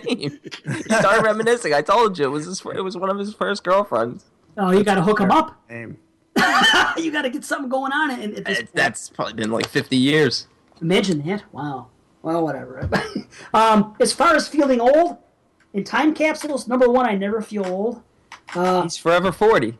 I'm forever whatever. And he's simple enough to believe that. I never feel old. And I watched it from the 80s, from when I was a kid and I saw it, similar to him in this time. This is the 80s I'm watching movies, and all I do is wish that it was the 80s again. But I never feel old. And it never bothers me when something's in a time capsule. It kind of adds to its charm. That's my take on it. Yeah. Yeah? You guys agree? Yeah, I feel the same way. So, Tony? That's because you're actually young. Oh, that's true. Yeah, you are the boy wonder. Right. Well, Tony, I guess you're the only one that feels that way. We never feel old, and we enjoy the time capsule, so that's all I got. What can I say? Yeah, and as far as tropes, cell phones, because they're always changing, right? Like, they always look different, so it always dates a film. That's a good one. You know, like, when you look at cell phones just from, 2005, for example, like, they're so flippity, and it just dates the movie. Flippity flappity. I be not a cell phone. I be the witch of the woods. Or social media. Social media is going to date movies as well. Yeah, Because, unfriended. it's going to Like, change. what the hell's that? The MySpace killer. Yeah. I'm telling you. So just as we were talking about the Shallows and that you liked how they're doing the messaging on there, and I Right. hated it. The funny thing is, it will automatically date the movie as True. as things evolve. Yes, it will. But that can't be helped. What are you going to do? It's the time we're in. Bottom line, if they're walking around with an iPhone, it's going to date the movie anyway. That'll add to the charm when you revisit it 10, 15, 20 years from now. And it And does. it's the same thing. If you ignore the iPhone, then you're like, well, why the hell are they ignoring the iPhone? Because Right. it exists and it's such Yeah. an important part of our lives. You can't win. You really Do a can't. mashup. Have a rotary phone with like a long cord. A rotary smartphone? A rotary smartphone. Or just do like It Follows and go with like a clamshell e-reader or whatever the hell she was using. That was the only like electronic thing in the whole film. Yeah. Yeah. That's weird. That hasn't even come out yet. Right, I know. They were ahead of time. It's It was like like an alternate reality. Yeah, which is one of the charms of that movie. definitely. Okay, next email. Rudolph Neal. Oh, we were just talking about him. He was on our live. Randolph. Yeah, Randolph. Yes, Randolph. That's your new name. Randolph and Mortimer. He says his name wrong too. Okay. Now that's a horror podcast. He gave us he labeled the email. So yeah. Nice. All right, dear Dave, Christian, and Brandon. And First, JP. and JP today. Yes. First, I'd like to say how much I enjoy the podcast. It's been said numerous times already, and the comedic banter and horror knowledge in EHHP is simply top notch. Listening to you guys often feels like hanging out with a group of friends, and that's about the biggest compliment I can give the show. That is a great compliment because I don't have any friends. Except like, So- They So- know. So Rudolph, if you're around this weekend, you want to hang out, give me a call. there you go. There you go. If you could see the video feed of him right now, you would not call. Oh, shit. We got to get this on video. It's simply like, I would love to do a live video podcast. We have to It do a doesn't have be special. live, just- We'll do a special show. Yeah. That's right, for special thank people. you for the email. That's awesome. Yes, it's not over yet. Oh, Now. even I better. don't even think you got to it yet. Right. As for my October movie viewing activities, I started rewatching the Halloween franchise last October with some friends, and we have just finished H2O. The plan is to knock off Resurrectum and the 2 Rob Zombie films in the coming weeks before ending with Season of the Witch, or on close to actual Halloween. I'm also revisiting the Banana Laser Halloween retrospectives, yeah, which I suspect will become an annual October tradition, yeah. Anyway, I'll keep this email brief because I know Stephen Carpenter is planning on sending in a magnum opus, which will probably take you guys 20 minutes to read. LOL. Clickety clackety. Rudolph Neal, a.k.a. Rudy, Auckland, New Zealand. Ah, nice. SC. Yep. His emails have become epic already. Yeah, he is epic. World renowned. They've been published. So thank you, Rudy, or Randolph. Sorry. Season of the Witch. That's Season awesome. of the Witch. That's Gotta love it. Yep. Got to love it. Okay, and he was right, Stephen Carpenter. Next. Email. Hey, cocksuckers. Obviously, he's referring to Brandon. Well, he's obviously not referring to me. Not you. No, not the boy wonder. No. How did he know? It's your loyal listener, Stephen Carpenter here. I hope you guys are doing well. Since you guys are recording tonight, I felt I should write in since it's been a while. So last night I watched Reanimator for the first time in probably 10 or more years. I remembered very little about the film before rewatching it last night, besides the iconic image of the head in the box of the on the operating table. Anyway, I fucking loved the film. I totally forgot about the sex scene with the severed head and Barbara Crampton's character Megan. Seeing the severed head lick her face and suck on those giant tits off of hers, sorry, I can't read, was oddly arousing to me. Oh, hey, I can read. Oh, okay. I feel, pardon me, I kind of wish they would have went a little further with the scene and actually shown the head eating her pussy. But I'm sure the MPAA would have cut that to hell. So after watching the movie, I have two questions for you guys. First of all, what are some of the most bizarre sex scenes you guys have ever seen in film? This doesn't have to be horror films, though. Do you think the Reanimator sex scene is among one of the strangest? Also, I was wondering if you guys could recommend any other awesome horror films about mad scientists. Off the top of my head, I can't really think of any besides Frankenstein. I know this is a very specific subgenre, but I thought you guys might have at least a few suggestions. Continues on. Finally, I would like to quickly give my thoughts on Don't Breathe. I've listened to your episode. Why didn't you voicemail this? Good God. I have listened to your episode when you guys reviewed it. But I haven't listened yet, pardon me. But I'm very curious to what your guys' thoughts were of it. Personally, I had a lot of fun with the film. Stephen Lang was fantastic. As for the blind man, I don't know if it was just me, but I was pretty much rooting for the old man to slaughter all these kids in the most gruesome ways possible. I thought the three burglars were all pretty horrible people. What? Besides the lead girl, who was trying to get out of the city so her sister could have a better life, the characters are all very unlikable, and I was really rooting for Lang's character the whole way. Also, was I the only one who laughed out loud when when Lang's character got his own, spoiler alert. Anyway, you guys know what it was. Had to do with a baster.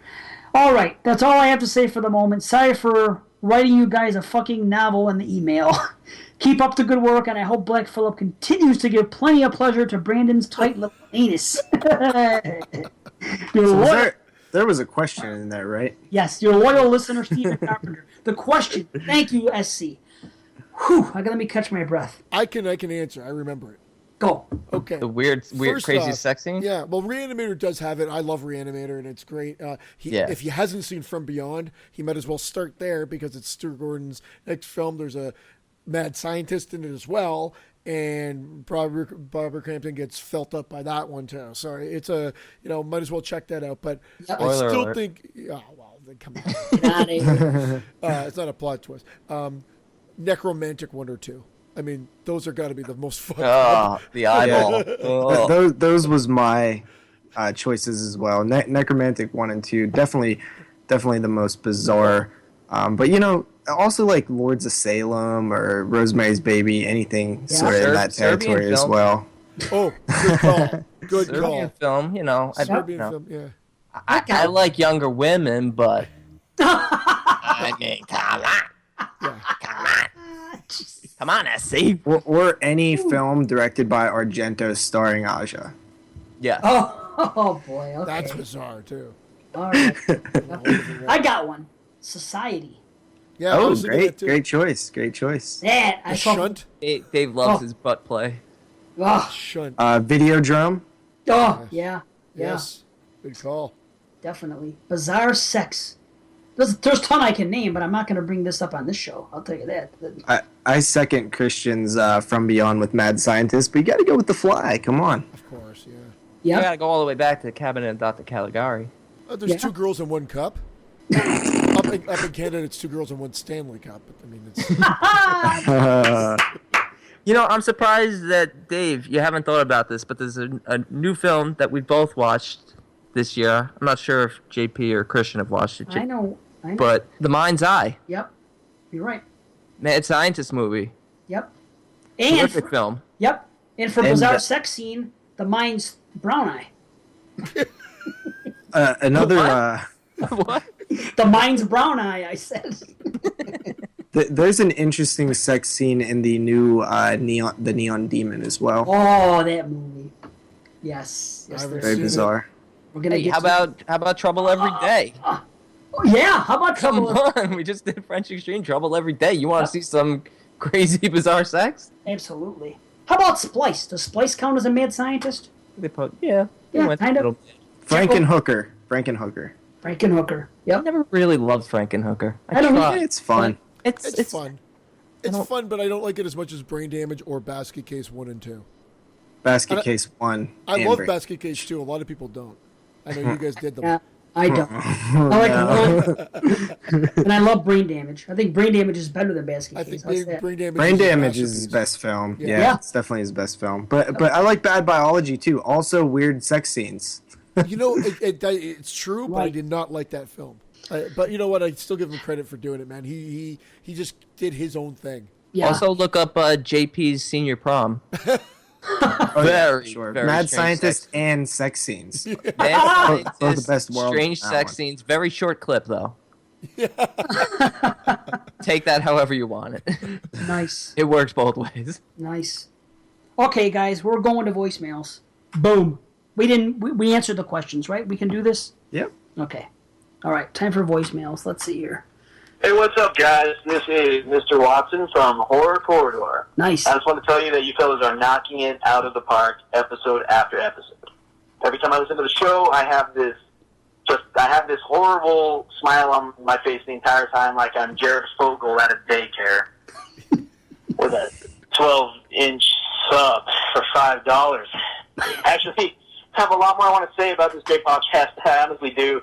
But I'm going to turn it over to a young lady I have here with me. She just showed up, and I think her name is what's your name? Is it Mercy? Is that your name? Is your name? Oh. Okay. Oh. Uh-huh. Okay.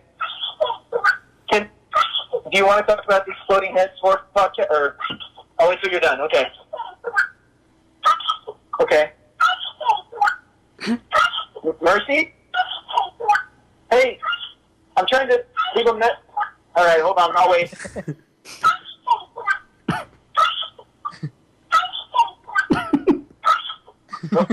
Okay. Oh, my girl. She's not done. Oh. This is gonna go the whole length. It better not. Endurance test voicemail. Yep, it's all for you, Christian. It's definitely going the whole way. He always watches this video all the way through. We were talking about this. Okay. Thanks, guys. Bye. You son of a bitch. Clickety clackety. Yes. Thank you. Great for that the video's back. Yes, it is great that the video is back, and that's where he got it from. Yes. Mr. Watson, keep doing what you're doing. I listened to episode 3 the other day. I agree with almost everything you said. It was a great episode again. So Oh, I can't wait to listen. I gotta. Does that guy ever make you guys want to quit podcasting sometimes? He's so fucking good. He makes me want to be a better man. Yeah. Well, that won't happen. Maybe you should just quit podcasting. Dave, do you mind sending me those files too? Because I just want to make sure if I can overlay the sound. I think it was just that. I think it was right. just. But I'll still send them. Yeah. We messed up. We might as well start over. Yeehaw, cowboys and cowgirls? This is Jason Lloyd, head of the Horror Field and Network, the Horror Podcast. I tried to leave a message earlier, but I don't know if it left. Called, darn it. I don't know why I have more of an accent than I normally do, but hey, yeah. I just want to tell you fellas that the Exploding Heads Horror Podcast, just like I mentioned in the message before, that may or may not have recorded, that the Exploding Heads Horror Podcast is the #1 canceled podcast on the network. Nice knowing you fellas. Thanks for everything. Lickety clackety. Thank you, Jason. Is that Now, BC? now we got a voice to go. Was that really Jason? I don't know. No, it's BC. I don't know. Yeah, that doesn't sound like how I picture Jason sounding. I don't know if it's BC. On to the next one. Hello? Hey, babe, I need you to come pick me up. We were watching the game, and then I had more whiskey than we're supposed to have one day, so I need a ride. I'll buy you those tightsies you asked for in a quesadilla at the restaurant here at the bar. They have a different kind of cheese, different ones, and then meats. Baby, I can't drive. I love you, miss you, clicky clap. Was that an inside joke that I missed? If it's an inside joke, I think I missed it too. Was that just one of your personal voicemails? He I said think that was clickety Mr. clackety. Watson. Oh, was there a clickety clackety at the end? Yes. Oh, okay. It is Mr. Watson. Oh, all right. It sounded like him, but I was just confused. I got confused too. It is. Sorry. And then we have one final one The here. whiskey reference. Yep, that's a giveaway, right? Oh yeah. What's up, Exploding Heads? This is Jared from Kill the Cats. I just wanted to call and say, not only thank you guys for the shout-out, but thank you for the influence, thank you for the help, thank you for the advice, and that Cheers segment, I already told Dave, but that podcast Cheers segment breakdown was fantastic. I love it. Thank you. And I would say, we did a segment on the witch, and I think the witch would have been better if they would have taken out the witch and made it way more psychological. Thoughts on re-editing the movie, taking the actual witch out of the movie. Later, guys. Okay. No. We should probably ask the cinematographer. That's a story writing thing, because the cinematography in that is fantastic. It is. And you can't take anything out of that film. You can't put anything in the film. The film is just about perfection. I can't disagree with you too much about it, but that's all I'm going to say. I can't change a damn thing. Jerry even sent me a message just to reiterate in case I didn't get what he was trying to say on the message. So, he said, so if you didn't understand my voicemail, I didn't like The Witch. I talked about it in our Prowler Witch episode. In there, I say how much better this would have been had they never shown the witch. Then we wouldn't have known if the main girl was crazy and done it or not. Wouldn't have known if she had messed up her brother or not. Would have been way more psychological and intense. Well, do you know now? Wow, I mean, do you know that she wasn't doing any of that? you think she imagined everything that happened at the end? Wow, that's something. You're right, though. You're right, JP. Maybe she's flipped and she's seeing what she thinks is you know. Yeah, I thought that film had plenty of question marks. Wow. Yep. She went all high tension at the end. But you know, I couldn't imagine if they didn't show the witch because it's perfect. The design is great. Like that's a great witch. Yes, it is. They should have had more BP. Yeah, that too. But no, I can't say one thing about that film. You can't add to it. You can't take away. That's my opinion. It's perfect the way it is. So I have to give it a rewatch. Honestly. Yeah, I have to rewatch it again too, but I definitely wouldn't change anything about it either. are we in agreement there? I'm in. Yes. Sorry, Jerry. I like Kill the Cat, and I listened to that episode. It's all good, but I can't agree. But I do respect. And if you look at it the way JP says it, maybe it's interpretation. Maybe you'll enjoy it more now when you go back and watch it. So, and speaking of podcasts, real quick, I want to shout out Kruger Nation. Johnny Krug, I haven't talked to him in a while, and I heard he's going through some tough times right now, so I don't know if he's listening. I know he listens to some of the other shows that I've been on, but just want to say what up to Johnny Krug. Hope to see you soon, homie, and get better. And listen to his shows. He's a one-man show, and he's fantastic. Kruger Nation. Check him out. And the Laughing Horror Podcast. More good stuff. Real short shows. Comes on, does news, does a little bit of talk, and gives quick reviews. And the show only lasts like 40 minutes, but it's in and out. It's like a shortened version of 22 Shots. And I've always said 22 shots would be even better if it was shorter. You can say whatever you like right to him, JP. He's right here. He is right here. You got something to say? Yeah. JP is going to be like, I made you. You're taking the higher road? JP made me, so it's kind of true a little bit, you know. It got is. famous No, off it is. our I do voicemail give line. a lot of You know, credit. now you're big timing us, and you don't even want to drop any voicemails anymore. But you know, Big time, Brandon. Yep. I still leave voicemails. Look at me. yeah, Dave still leaves voicemails. I'll be back. I will be back. I never left voicemail, so if I started now, it just wouldn't feel right. Yeah. Okay, there's something else I want to address, and we didn't talk about it last time, but somebody put up a poll. Actually, I believe it was Christian's idea to put up this poll, because it was when we got that one email, and we all had to come up with alternate titles for our favorite movies. Oh, yeah.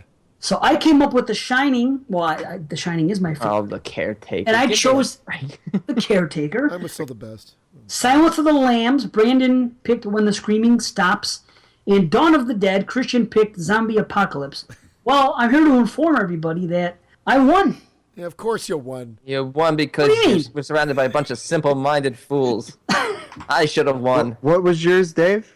I called mine The Caretaker. Yeah, that's For The Shining. Thank you. When the screaming stops is just another line from the dream part, or the... It's also just another way of saying silence those lambs. Yeah, on I those know. lambs. And I said Zombie Apocalypse is such a generic, shitty title now. Yeah. You didn't that take the back poll then- seriously. You're right, though. Back then, you're right, Christian. I will meet you on that. If it would have come out in 79 Yeah. and they called it Zombie Apocalypse, I could dig that. So, honestly, I think that they were all good. But I his just wanted to creativity brag. lacked in 2016. When the screaming stops. That was also the name of the theme song in Possession. We're not allowed to say that word on the show. I'm allowed to. And Let's- by the way, picnic at Hanging Rock to all of you. Ah! Are you a Possession fan, JP? I have not seen Possession. I will. I'll just leave it there. Fair enough. I can't, like, these two will tell you to go watch it right after the podcast. I'll just say No. you have plenty of other movies to watch and enjoy. Hey, whatever. It's okay. Check it out, JP. I'll say that. Check it out. Check it Yeah, out. it's definitely on my list of things Yeah. to see eventually, but you know. Check it out. I don't think you'll be into it much, but I still say check it out because you never know. It's subjective. It's art. You know, who knows? Okay, moving on. Part 2. Favorite part 2s. We picked our favorite part 2s, and I put it out there for the listeners. And I mentioned this last show, and I had a system, and I have the listeners' top 10 part 2s. I had the votes here and everything. Next show, we're doing our favorite part 3s. So next show, we'll do it the right way. The listeners will have the listeners' answers and ours. So, but this is still fun anyway, and I couldn't believe how many people actually voted. We got like over 25 people voting.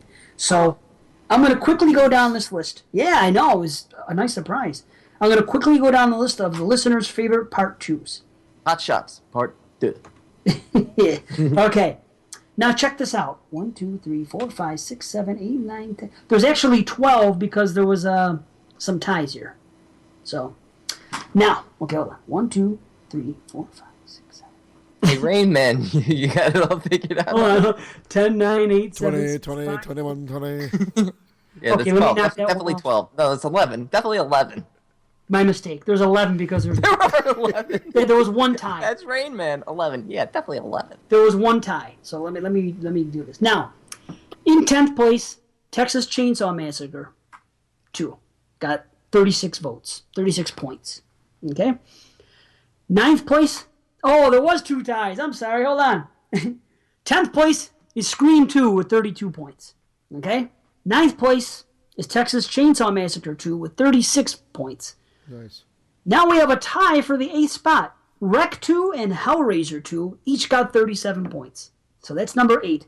Number 7, Phantasm 2, 43 points. Can't imagine why, but okay. Oh, what do you mean? Listen to the Skeleton Crew review. I'm telling you, I wish I could love it, but whatever. I know you don't. I know. I want love it. it. I love it. Makes no sense. Well, whatever. Okay. In the 6th spot, Aliens with 50 points. Yes. Yeah, there you with go. Me. Yep. In the 5 spot, The Devil's Rejects, 101 points. Nice. Yeah. Oops. Nice. 5 spot. Either way, the next movie, Dawn of the Dead, 103 points. Should be lower, or should That's be. actually- You know what I mean? Should be higher. It should be. Yeah. It's actually the 3 spot. Yeah. Now we have a tie for 2nd place. Anybody want to guess what it is? Friday 2 and Sleepaway 2. Okay, Christian. Oh, and Creepshow 2. It's Friday 2 and Halloween 2. Okay, JP. That was also my guess. Okay, well, you guys are all wrong. It's Evil Dead 2 and Halloween 2. This list is fucked. Get it out of here. 109 votes. And in first place, no bullshit, 129 points. Friday the 13th Part 2. Okay. First place. Good. Oh, you thought it wasn't even on the I list? thought it was Oh on the yeah, list. that I was so Yeah. confused by that. No, I got you. That's cool. It is cool, yes. Yeah, that's fantastic. Sorry. I take away my throw the list and burn it. We all had Friday 2 at number 1, right? No, I did. I had it at number 2. I personally wouldn't have it at number 1. I had it at Aliens. number 1, I think. Didn't I? I don't think remember. as a sequel, probably, in terms of what a sequel is, improving on the original, I think I'd probably say that I would give it the Devil's Rejects. Over all of them? Is your Yeah. favorite Part 2? Not my favorite, Oh, okay. I The just best. okay. but my favorite would Oh, probably that go is- to maybe like Phantasm 2. Okay. Yeah, man. All right. All right. Now I want to read one more email because that pertains to this one, and we can actually hear BC's top 10 Part 2s. Yes, these did figure into the vote. So to the guys on my favorite podcast, thank you. Here are my top 10 favorite Part 2 horror movies of all time. 10, The Purge, Anarchy. 9, Damien Omen 2. 8, Jaws 2. 7, Hellraiser 2. 6, The Devil's Rejects. 5, Psycho 2. 4, Human Centipede 2. Oh, really? Yeah. That's Yep. weird. Yeah. 3, Texas Chainsaw Massacre 2. 2, Friday the 13th Part 2. Number 1, Dawn of the Dead. A lot of Part 2s on that list. Anyone else notice that? And next week, Part 3s, everybody. Get ready. Brutal. Our top 10 Part 3s. Yeah, I'm looking forward to that. It's a big show about threes. Now,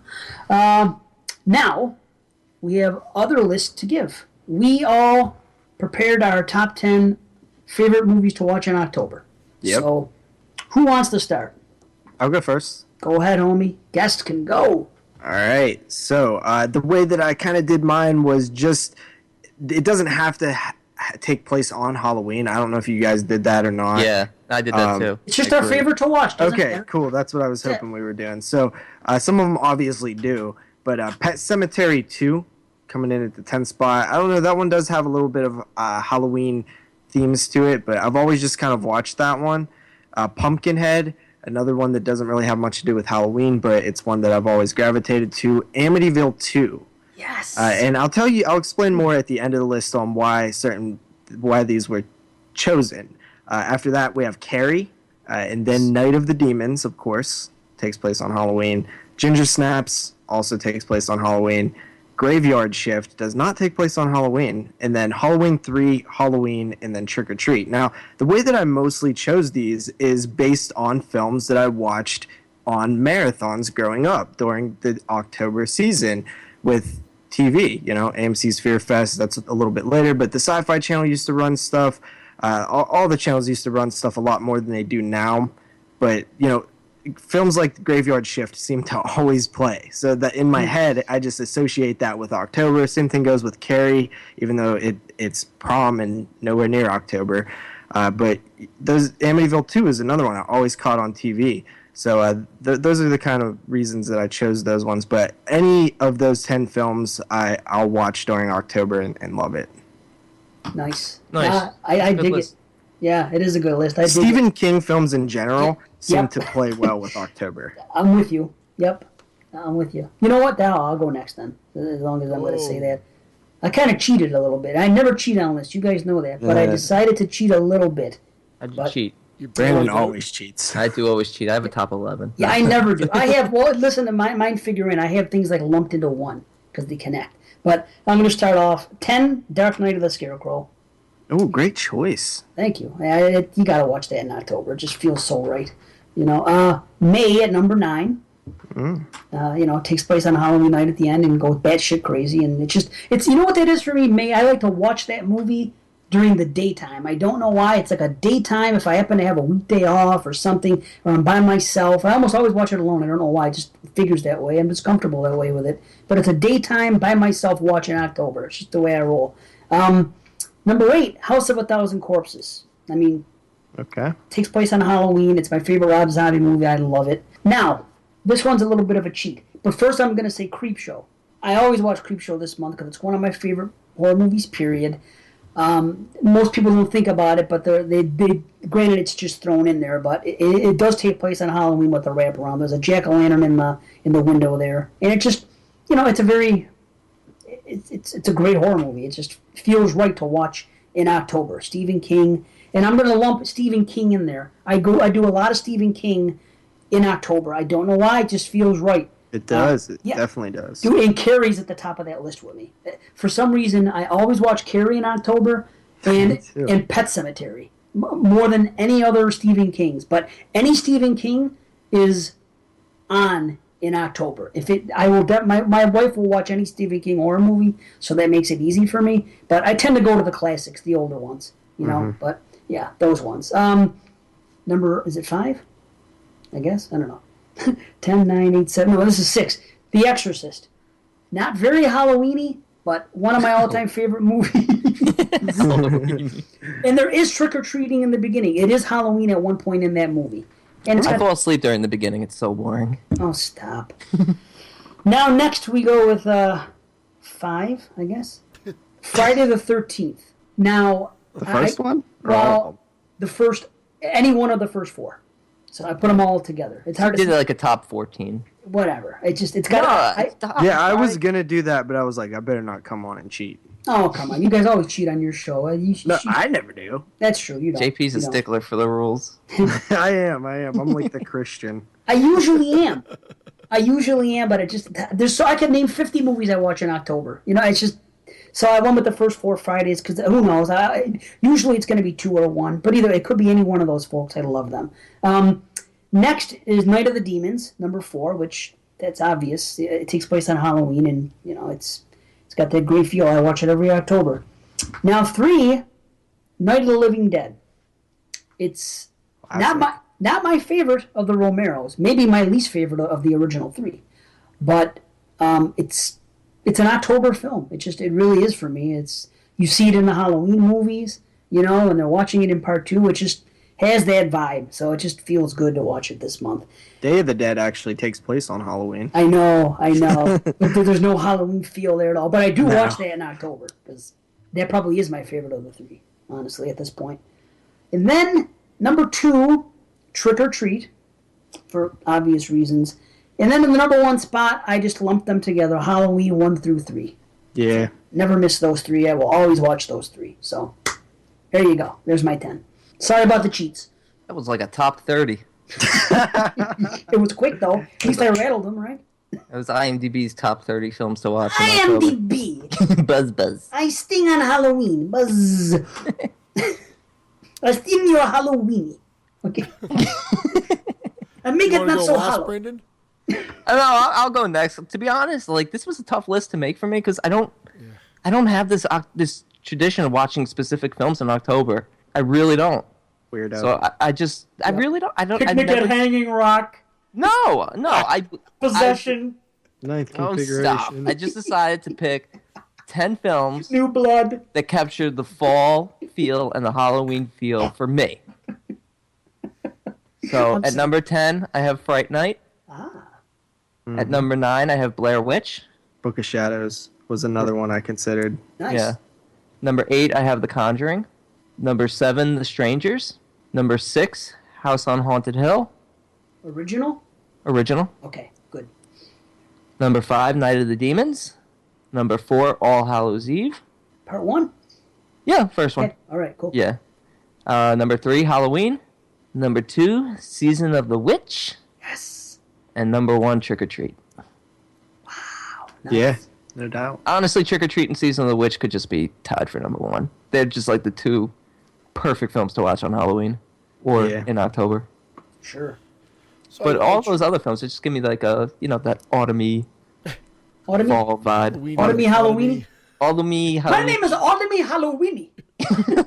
It's a new character we just created. Autumny Halloweeny. Oh, shit. Well, it's not very surprising. I mean, it has. It's all French pumpkins. All French extreme. No, but I didn't cheat, and I didn't put a Friday the 13th on here. But I will always watch Friday the 13th movies in October. Good man. That's a cheat right there by disclosing that. Yeah, you should. Yeah, It's not my top 10. We're not supposed to know. Yeah, whatever. Okay. So 10, Trick or Treat. Ah, Sammy Kerr. 9, House of a Thousand. That funny thing is, that movie I think is ridiculously. It's not necessarily a great movie, but I love it. No. House of a Thousand Corpses. Number 8 is Carrie. Number 7 is Saw. Number 6 is Return of the Living Dead. Number 5 is Night of the Demons. Number 4 is Night of the Creeps. Number 3 is Trick or Treat. Sure. Number 2 is Halloween 2, and then Halloween. Nice. Very good. No, You know what, for no some real re- surprises, but that, I almost put House on Sorority Row Oh, on my list. Well, like I just But- divvy up slashers. Like we do probably watch horror movies religiously anyway. Yeah. These are the ones that I think I always fit in that season. But obviously, Friday the 13th will come in there, and some other slashers will be watched.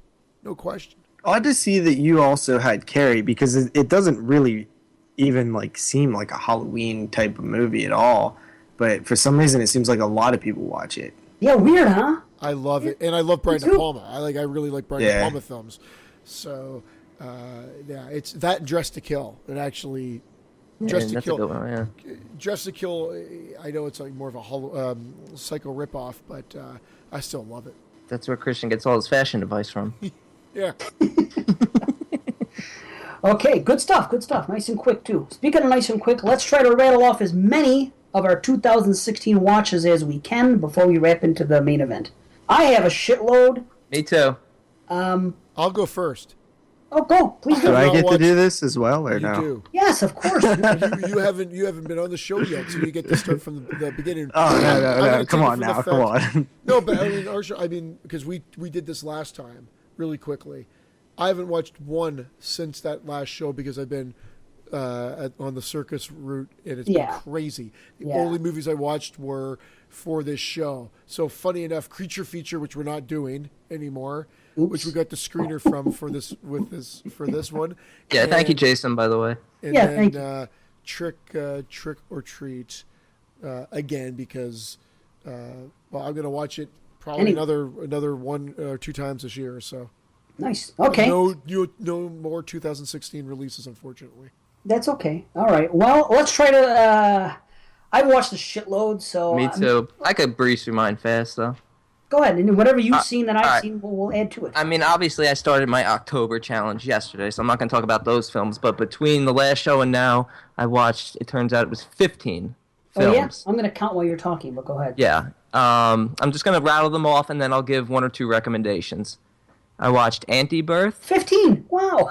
Okay, go ahead. Anti-Birth, Blood Trap, Purge Election Year, Darling, Doom's Chapel Horror, Scherzo Diabolico, Zombies, Crush the Skull, 13 Cameras, Monsterland, The Silenced, Clowntown, She Was So Pretty, Viral, and Baskin. Wow. And of those, the 2, well, there's a bunch of good ones in here, but let me say 2 you should definitely check out are Viral and Scherzo Diabolico. Interesting. I gave Viral a 7. I gave it higher. Yeah, what'd you give? I gave it an 8. Okay. Well, I guess I'll rattle off mine quick then. Wait, you can't, Dave. Wait, Anti-Birth. You agreed with me, right, Brandon? I gave it a 5 out of 10 because I'm not sure if I hate it or not because I'm not sure I'm smart enough to know what they were trying to say with this film. But I definitely agree with you. I did not like it. I was like, and I like everyone in it. Yeah, that's what I. But, That's but the I'm only like, thing what? yeah. I'm like, what the hell's going on? I really, and even when it ended, I'm like, what was that? A mess. It was a mess. Okay, yeah, it was a mess. Okay, so it wasn't just me. This was my possession. It wasn't very good. The more I thought about it, Christian, the more I think I lowered my rating to like 4.5. See, The I more didn't think about it. I just said 5 out of 10. I saw it. I'm indifferent to it now. It's seen and done. Unless somebody sees it, loves it, and has some sort of mind-blowing explanation as to what I was watching. Right. No, Then I'll listen, but... It's weird. Did you see this, JP, or no? No. Okay, well, good. We don't want to talk about it anymore. That's okay. I figured I'd ask since we had all seen it. Okay, let me rattle quick. See what I got here. Dead Room, 5. 5 out of 10. I didn't mean to give the grade, but the reason, since I did, the most generic horror movie I've ever seen. Everything about it was generic in every single way. Not bad, not good, just a horror movie with what you expect to see in this type of... It was just the most generic horror movie ever, and it gets a 5. Okay, let me continue on. Neon Demon, Blair Witch, Most Likely to Die, I Am Not a Serial Killer, The Neighbor, Tell Me How I Die, The Darkness, Let's Be Evil, 13 Cameras, The Devil's Dolls, Satanic, Abattoir, I think it's pronounced, Crush the Skull, Abattoir, Crush the Skull, and Condemned. And of those movies, a very mediocre stash. A lot of 5s and 6s. Did you give anything high? Because I think I can guess one film that you might have rated high. Okay, I'll get right to that if you like it. The Neon Demon is high. Obviously. High to the point that it's like a 9 or 9.5. That's how high it is. I adored it, and I wish we would have covered it. I adored it. Thanks, listeners. Thanks, listeners. Amazing. I got the very next day. I got the friggin' soundtrack. I've been listening to the shit out of that. I'm a little bit obsessed with it. I've watched it 3 times. It's like another, not as good, but it's very reminiscent of Suspiria for more reasons than one. Go see this movie. Okay, what else came in high? Go ahead. I was just going to ask what you thought of Crush the Skull, because that's another one I thought, not super high, but I thought fairly high. I really enjoyed that. I gave it a 6, whatever. Really? Okay. Yeah, that's all right. I mean, none of it made much sense, honestly. Once they got in the house, it was ridiculous. That guy learned how to do that shit right away with the freaking computer, and they just happened to open the doors at the right spots all the time, and everything else. What's that? We're talking Don't Breathe? Oh, stop. This did not make sense, Crush the Skull. And there was a couple good gore things, but overall, it was okay. 6 out of 10 isn't bad. No, it's not bad. I Am Not a Serial Killer. I gave a 7.5.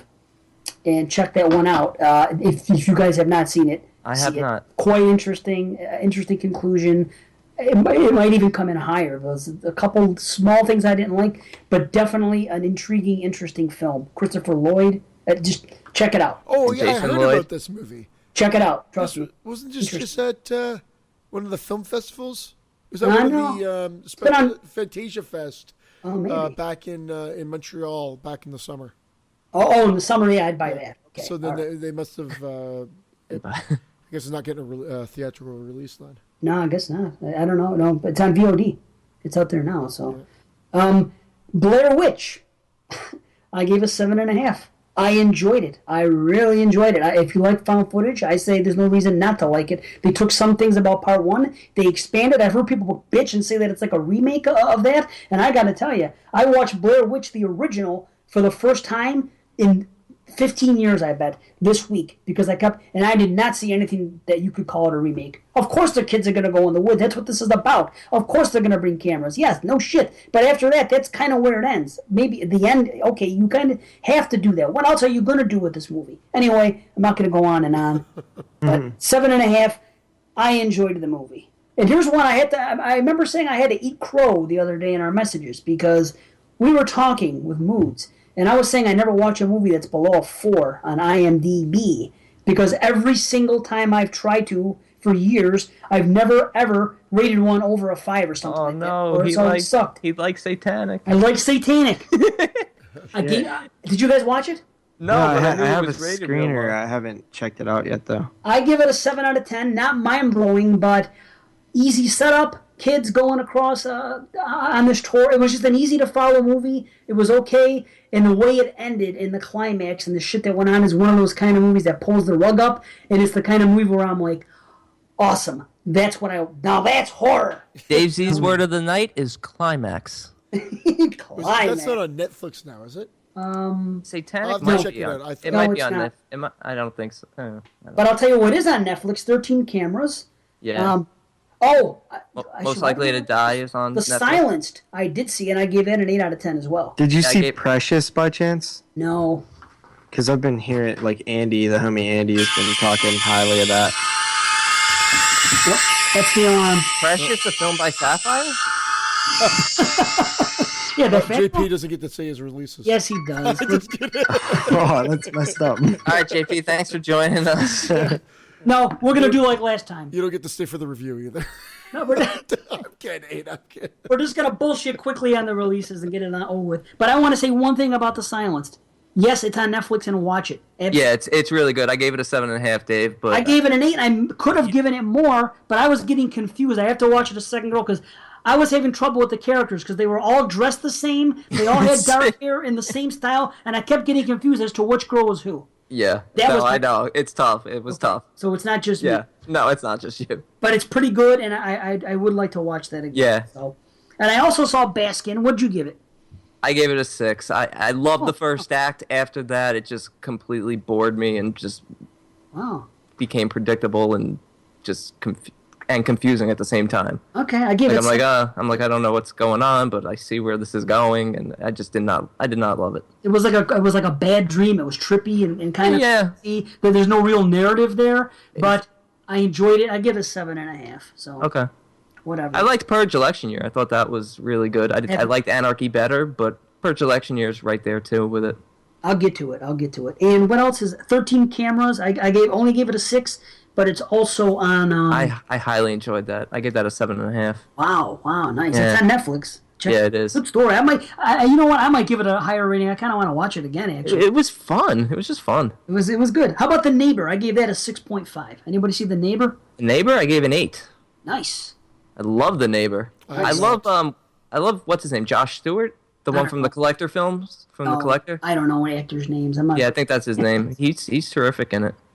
And the girl from is it Starry Eyes who's in that? Maybe. I don't remember. I think so. Might be her. Yeah. Anyway, let's go down to JP. JP, what do you got? All right, so I guess I'll just go with the ones that I've watched in the last 2 weeks. Blair Witch. I have a podcast dropping Monday for that. Probably be before you guys hear this. It'll drop. No plugs. Clown Town. That one wasn't very good, but it was kind of decent to kick off the holiday season. Not too good though. Hush. Really loved Hush. Hush was great. Very suspenseful film. The Invitation, also really loved that one. Great dramatic, just tense movie, anxiety ridden. Everything that the characters feel you feel as well. The Shallows, I rewatched that for a screener copy on Blu-ray. I like that film, man. I don't know. It's a fun movie for me. Yeah. It has silly moments and stuff, but it's cool. No top 10 or anything, but it's decent. Violent Shit the movie, steer clear. That thing was awful, hard to get through, boring.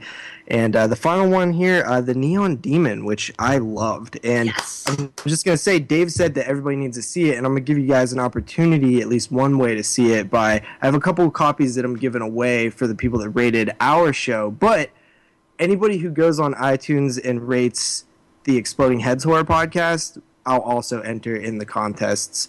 So, for the next couple weeks or so, you guys will be entered in the giveaway for the Neon Demon. So Now that's a classy rate Mexican. and review the Exploding Heads Horror Podcast. And if you rate both shows, you have 2 chances to win. Wow, thanks, man. Christ, what a guy. Shit. All right. JP, I just wanted to ask, what was the film you were mentioning that Andy is raving? Oh, yeah. Precious? Yeah, Precious, what is that? What is that? I don't know. I just heard of it for the first time. Are sure you you're sure not- it's not pernicious?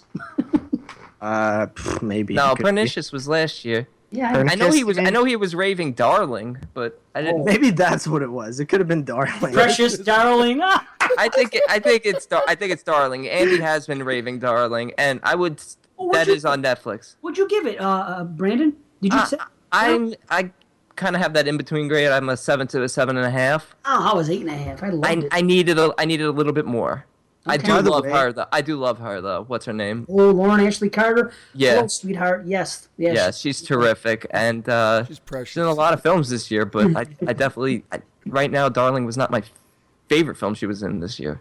I got an idea. How about Darling versus Precious? Like Freddy versus Jason. You know, you get the big girl from her. No, I wasn't trying to even be a dick there. I was like, ooh, Precious. I've never heard of this. I was excited. A new horror film that's being raved. Right. Turns Lauren Ashley Carter. So in other words, you're trying to say that you liked Mind's Eye better. I love The Mind's Eye. Yeah. I'm tied. I gave them both 8.5. Pod. Hard to say. I Pod's love okay. Darling too. Pod's okay. I love Jugface. Yeah, Jugface is okay too. She's good stuff, man. She's good. Yes. And Neon Demon. Okay, what would you rate the Neon Demon? Do you have would you have ratings, JP? I'm curious about. Yeah, it's secretive right now. Okay. But yeah, did you see it on Blue, Dave? No, I would love to see My that. God, Come see it man, on that Blue. Jesus Christ, I know it's made for blue. it My is God. made for Blue. I saw it on meth, It's like and oh my god, you saw what? I saw it on meth, and oh my god, it's amazing. It might be even better on meth. It's a pretty trippy movie. I'll tell you that. What about The Invitation or Hush? Or do you want to give grades for those or no?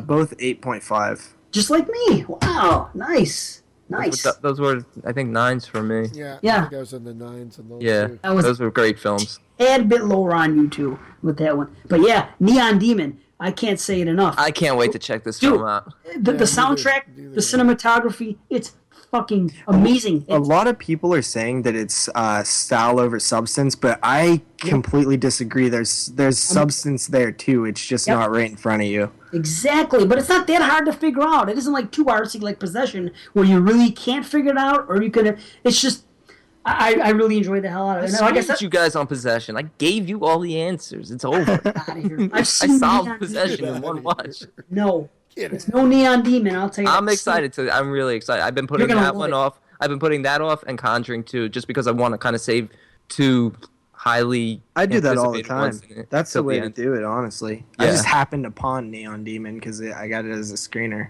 Yeah, but everybody's been raving that movie. You're gonna I mean, love most people. Not before I seen it though. Like I didn't Really? hear anything. Well, I mean I they had probably heard- were. I had heard just, Joanna. Joanna was telling me, she's like, you got to see this film. Yeah, right off the bat. She Because was, it came Yeah. out to the theaters, and there was only a handful of people that went. I think it was SC and Joanna, and Yeah. they both raved about it. And Yeah. and it was And gone. SC didn't leave a 45-minute message about it yet. Oh, wait, we dude. didn't do voicemails. Yes, we did. yeah, we did. Oh my god. We better get to the review. We better wrap this up. All right.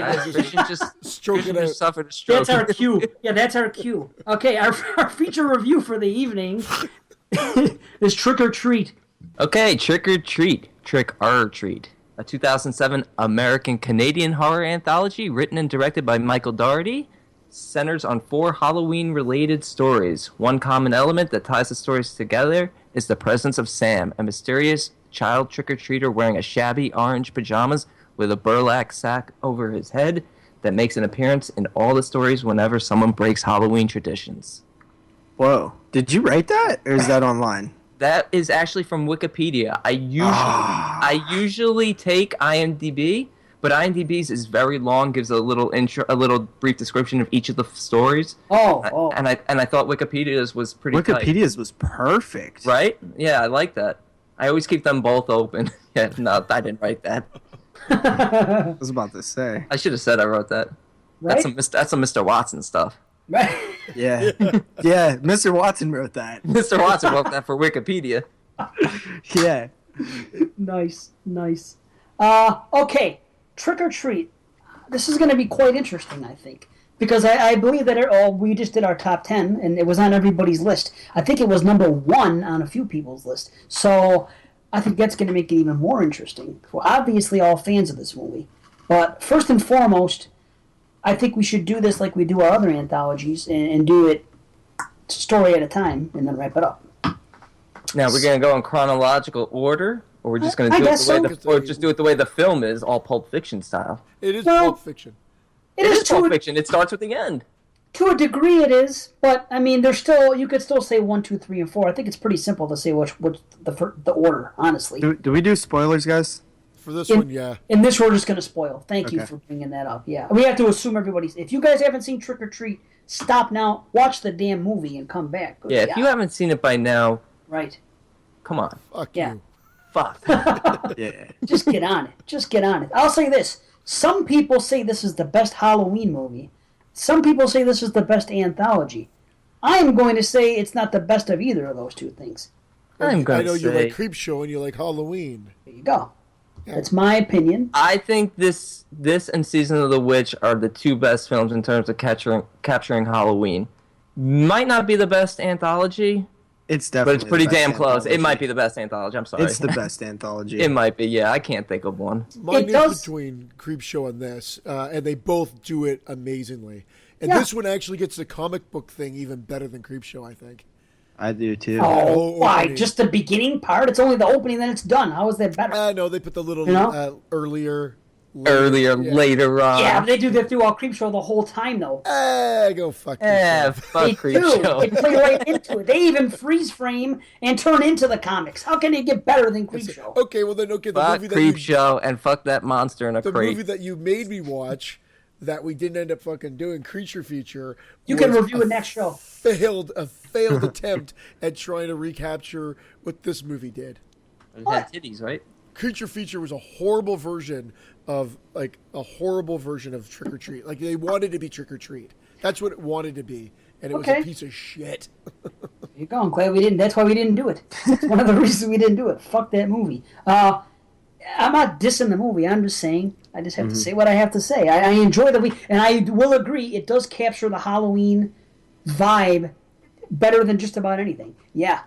Yes, it does. But does that make it the best movie? I don't know. But we're going to get into it. I think we should go in order. All right, so let's start with obviously we won't go in chronological. We'll just start with the opening, which is Well, okay, let's discuss. Emma and Henry. okay. Emma and Henry walking home. Yeah, that's really cool. Yeah, It's a bookend.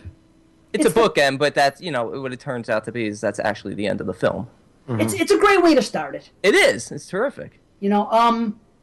I like the chick, though I don't understand why if she hates Halloween so much. Why Why they decorate so much? did they go all out? Yeah. Because she did it for him. He's into it. So he put everything up, and she. You know how it is when one of your significant other, they're into something. You have to tag along. I never heard of anyone cleaning up the Halloween decorations the night of. Yeah, Right. no one does.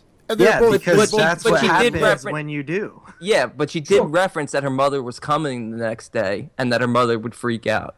Oh, Yeah, but they were maybe your drunk. mother's They'd really go, and when religious. she bent over and he saw her ass, I'm like, yeah, it's just time to go upstairs. Yeah, I'll give her that. I like how she says, "Go inside and put on the tape." But Yeah. I think that if she put up, I don't think she would take them down unless she had something to do with putting them up. It just seems like, I don't know. I'm nitpicking. Don't worry about it. Yeah, but isn't it possible though? It's Of course, possible, of right? course It's possible, it might be unlikely, but it's something that somebody might do. Yeah. Does it really hurt the movie at all? No. but this is what we do. Yeah. And if she No, hated I Halloween know so that, much, but I'm saying would she be in you're that gonna have to big work fucking harder if costume? you want to take points away from my rating here. No. If I take points away, it's going to be for good things. Yeah. That's a nitpick. That's nothing. No, I know. I think it plays up the suspense really well when she's taking the sheets off the thing and all that shit. That's fun. Yeah. That's and it's Halloween, not Hanukkah. So It's also a timestamp though, right? Because it's supposed to let you know subconsciously that it's the end of the night because it's the end. They're taking everything down. It's the end of Halloween. Yeah. right. Yet there's still kids trick or treating. Well, there's always going to be kids out super late. Halloween too. I guess they don't. Yeah, right. Halloween too. They don't have curfews, but back then they didn't have curfews. Now they do. But whatever. Again, that's a nitpick. Yeah. Whatever. I will say this: Anna Paquin looks like the girl on the sex tape. When he goes upstairs and he's watching the sex tape, it looks just like Anna Paquin with the pigtails. The way she looks on like True Blood and other shit like that. Anna Paquin is so fucking hot. In this, Really? She gets hot in this movie, too. don't She's hot. really think so. She was even hot with the gap between her teeth in this. I don't care. Oh, I like She's the gap. She's so hot. And in True Blood, first of all, I loved True Blood until the last episode, and then it became one of the worst TV shows ever made. But Anna Paquin is naked in so much of that series, and she is fucking gorgeous and so sexy. So. I never was into her, honestly. oh, I always have. She, and I'm you know very into her. She have a big forehead, Dave? what? I don't know. Maybe she does, buddy. And Christian's into her because she's got an Adam's apple. Yeah. Oh. She's a dirty birdie, and you can tell. Dirty birdie on Halloweeny. She is a dirty birdie. I think she's actually straight up is bisexual, and she's very. I think she's just freaky. She's freaky on that freaking True Blood show. That's for And in this movie, it's like Christian says, she gets hotter as it goes on, right? Oh man, when she's When her hair comes Warming? down. yeah, What was hair that comes video down. called? Wasn't it called like The Nature of Things or something like, or Nature Time? Yeah. Something about nature, yeah. It was obviously a cover-up in case someone saw the tape. You know, didn't you ever do that? Put a fake label on a porno? Yeah, or I just No. turned the label off. Oh, well, that's even more suspicious. A blank tape? I had a million blank tapes. Yeah. You know, I didn't connect the lollipop that Sam used until I watched it this time, and this was probably, I don't know how many times I've watched it, half a dozen, maybe 10 times, I don't know. But it connected to obviously one of the stories that we're going to get to later on. I'll Yeah. tell you what. I think that lollipop, and I love the amazing intro with the comic. It's freaking fantastic. But I think that lollipop is a little bit goofy when he takes it off and he sees it in her mouth. For a movie that's kind of serious in tone, There's a agree? few scenes of goofiness in this film. It feels out of place because it's not. I don't think it belongs in that type of scene. It's like in JP Goes to Hell. There's that one scene where the guy turns around and he elbows the fat lady in the mouth, and all of a sudden she has that thing that's like implanted in her mouth, and it's ridiculous. You guys know the scene. Caved her Oh, jaw. I know what you. Yeah. Makes Yeah, but perfect sense. That's what you pulled as a ridiculous scene from that movie? That was fun.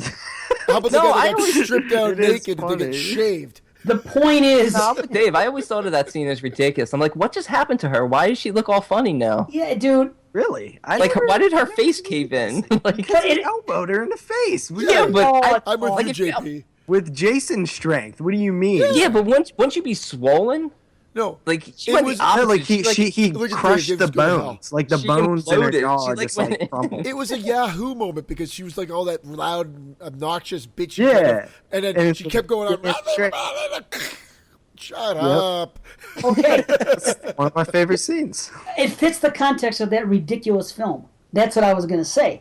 I could see it, even though I hate that scene. There's a lot of ridiculous shit in that movie, but Trick or Treat isn't really ridiculous. I didn't find it silly or ridiculous, the lollipop in the mouth. She just looked like a jack-o'-lantern, and she had just blown out the light on the jack-o'-lantern. That's the flame. that's not the scene that I pick out as sort of the ridiculous one. It's a little goofy. That's all I'm gonna say. Okay, what do you think is ridiculous then? Me? Yeah. Yeah, the amount of vomit that kid Oh. throws up and That is sound- the best! I Stand love by that. me. It literally the first time I ever seen this movie, back when it was released finally, You puked.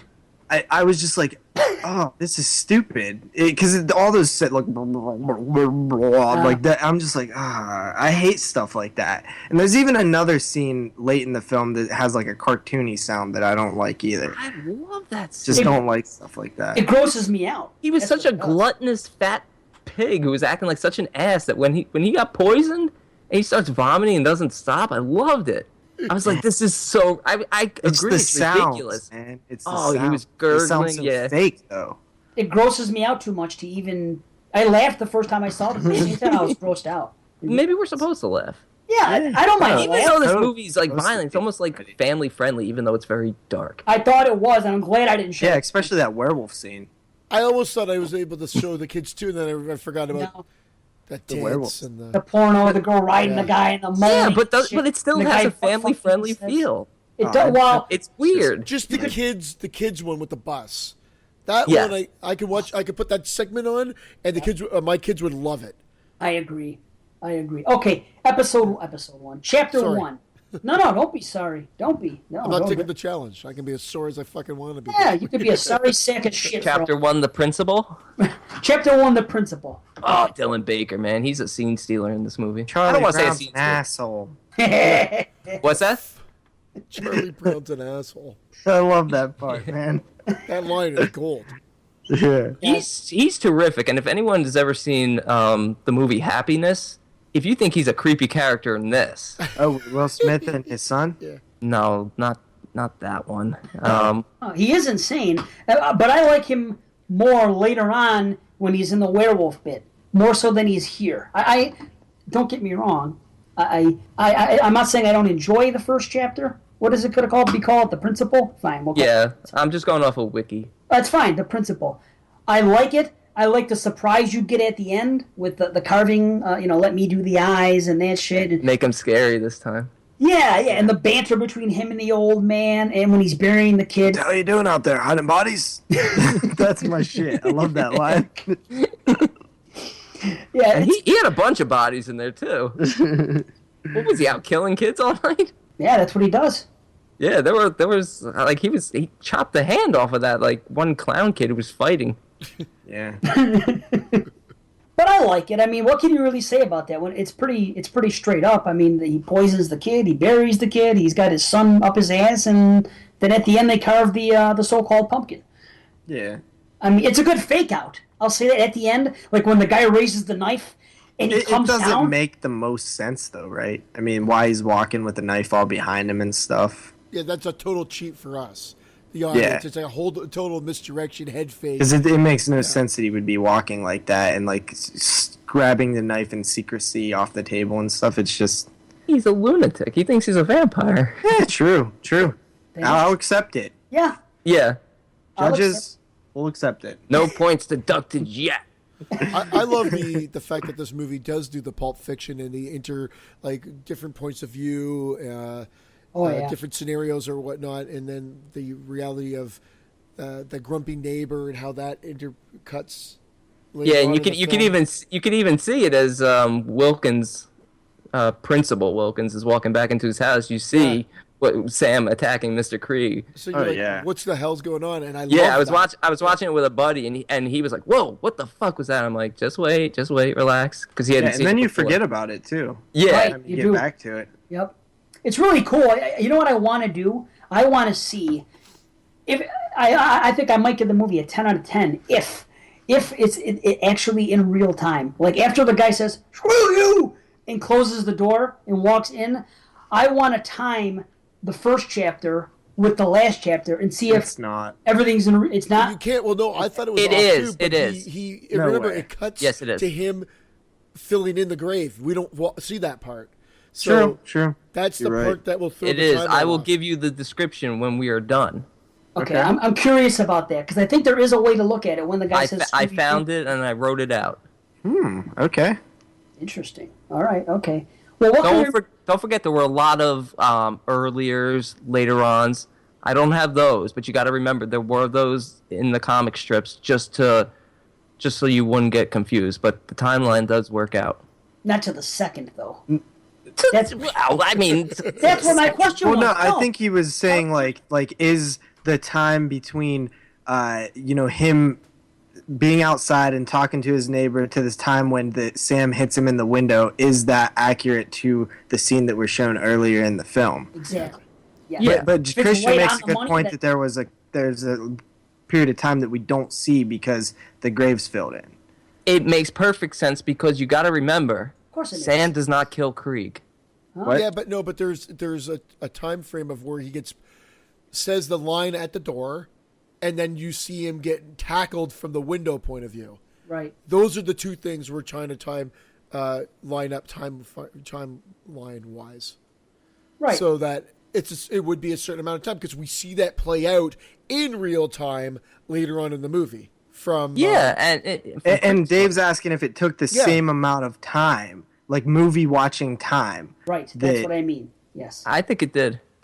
If it did, that's absolutely incredible. And I'd like to find out. I'd like to research it because it's so that how meticulous you would have to be to arrange that perfectly. I am saying That's yes, like it did. You should No, win an no, Academy you don't have to Award. think of it. Yeah, but I believe he won the Academy Award for best timing. I mean, the coordination in this film alone is something unique that you don't see a lot, and I think that makes it special right away. Yeah. Is the fact that they that so many of these events are intertwined to where you can watch the film a couple times and be like, oh, those characters are in that scene and that happened earlier. Oh, that's cool. It's in like in every scene. Like if you just look, it's like, oh, there's so and so. It's awesome. Yeah, and you like, and you Waldo? piece together what happened in their night, even though you didn't see it happen, right? Exactly. Like you piece all this together. Just the very opening scene of the movie starts with Rhonda walking into the street, coming back from the quarry, all traumatized from the kids getting killed, and the car almost hits her, and that's the car with all the werewolves leaving. Yeah. It's really cool. And I mean, that's awesome. But they basically everything they do in the beginning, they do it again at the end, so you actually see it. Yes, And yes. There you go. And that's really cool. Now, okay, should we grade the principal, or is there something we want to add before we go on to the next one? This is a hard movie to do that with. Yeah, with I would just. It's an grades anthology. because That's how we it always is an do it. anthology, but it's not segmented. Yeah, right? it's too a intertwined. flowing narrative. Yeah. Yeah, it's calling it an anthology like you'd call Pulp Fiction an anthology. It's still a film unto its like. Yeah. You know what I mean? Like I don't know if you'd rate Pulp Fiction based on. I don't want to get into it, but you know what I'm saying. Like I think this movie you can rate on its own, whether you want to do that or not. Well, I want to because I think that's where my opinion of the movie is going to make sense at the end. This is the thing I always say when I talk to people about this.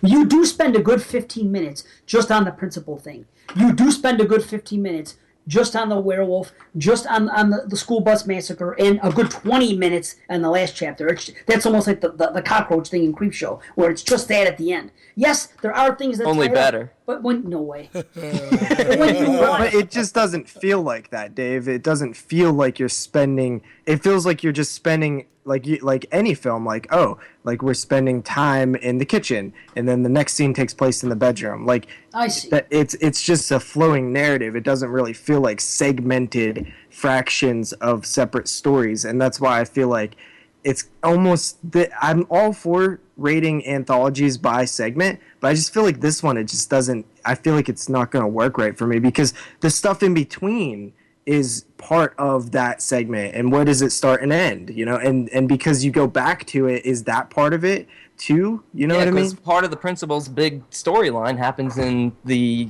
surprise party or werewolf. Yeah, so you can't really just rate the principal where he's, the climax with his son and stuff I'll because do it his with you if you story want, still though. continues. No, we don't have to. I think to a degree, I see what you're saying because of the kind of movie with it being intertwined and stuff. But I still see 4 separate segments. But we don't want to spend too much time doing that, so we won't. But all I'm saying is that anytime someone says this is the best anthology, I say rate the 4 fucking segments. Tell me they're all 10 out of 10, and then tell me this movie's 10 out of 10. Because in my opinion, and this is what everybody doesn't want to say and overlooks because they love the atmosphere, and I love it too, but the sum of the parts is less than the whole.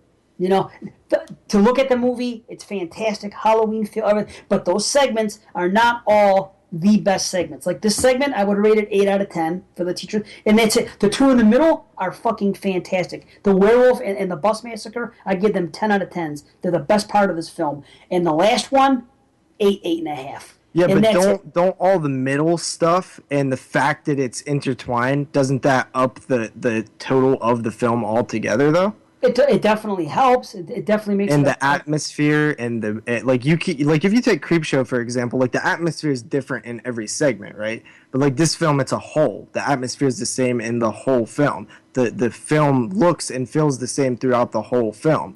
So it's like you kind of almost have to rate it in a different way. Well, we can rate the movie the one way because I do see what you're saying, but I do like to point out, that I think the segments are not all fantastic. It's not Creepshow. Yeah, No. it's like there's a weak one in Creepshow too. The Stephen King one is a weak one. That's my favorite one. Jordy Vera. Well, to me, it's a weak one, but it doesn't mean I still don't rate that movie 10 out of 10 because I think everything else about the movie is so good. 4 out of 5 to me are 10 out of 10s, and that one's like an 8.5. But at the end of the day, I still think it's an amazing film. It doesn't matter. Yeah. But I just like to point that out because I don't think every segment in this is strong. That's all I'm saying. The middle is great. I think the 2 things in the middle are amazing. Yeah, I don't know. I guess I just don't look at it as like a segment in this one, like with the principal and stuff. Because I'd agree. Like if I was looking at that at a segment, I'd be like 7, 6, Right. 6.5. But but to me, like as a whole, the movie is just much stronger than a 6 or 6.5 or a 7 or whatever. Oh, of course, the movie as a whole is definitely better because if you agree with me, the two middle ones are the best.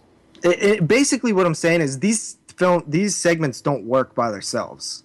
Like they're just not that. If you don't see what happens before and after and in between, it doesn't have the same impact. So it's almost like pointless to kind of rate them, other than just topic and talking wise, to rate them as individual segments. But I feel you. I do feel you. But that's the last one with the old man. That makes it better because you know that he's tied into the school bus massacre. Oh yeah. And that's a great part of that movie. Yeah. When you get that reveal. Mm-hmm.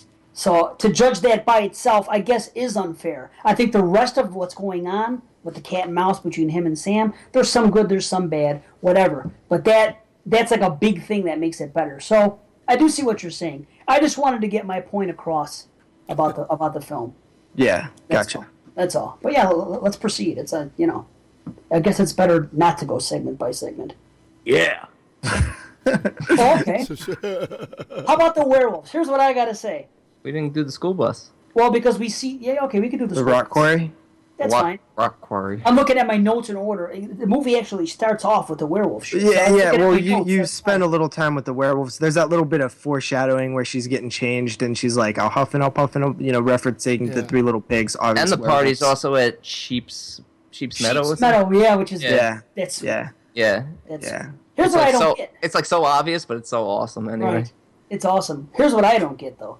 Remember they show that news thing at the beginning, and it's obviously nighttime, and it's amazing. It looks like Mardi Gras, but they're in Ohio, right? They got everybody outside. They're doing all this party and celebrating.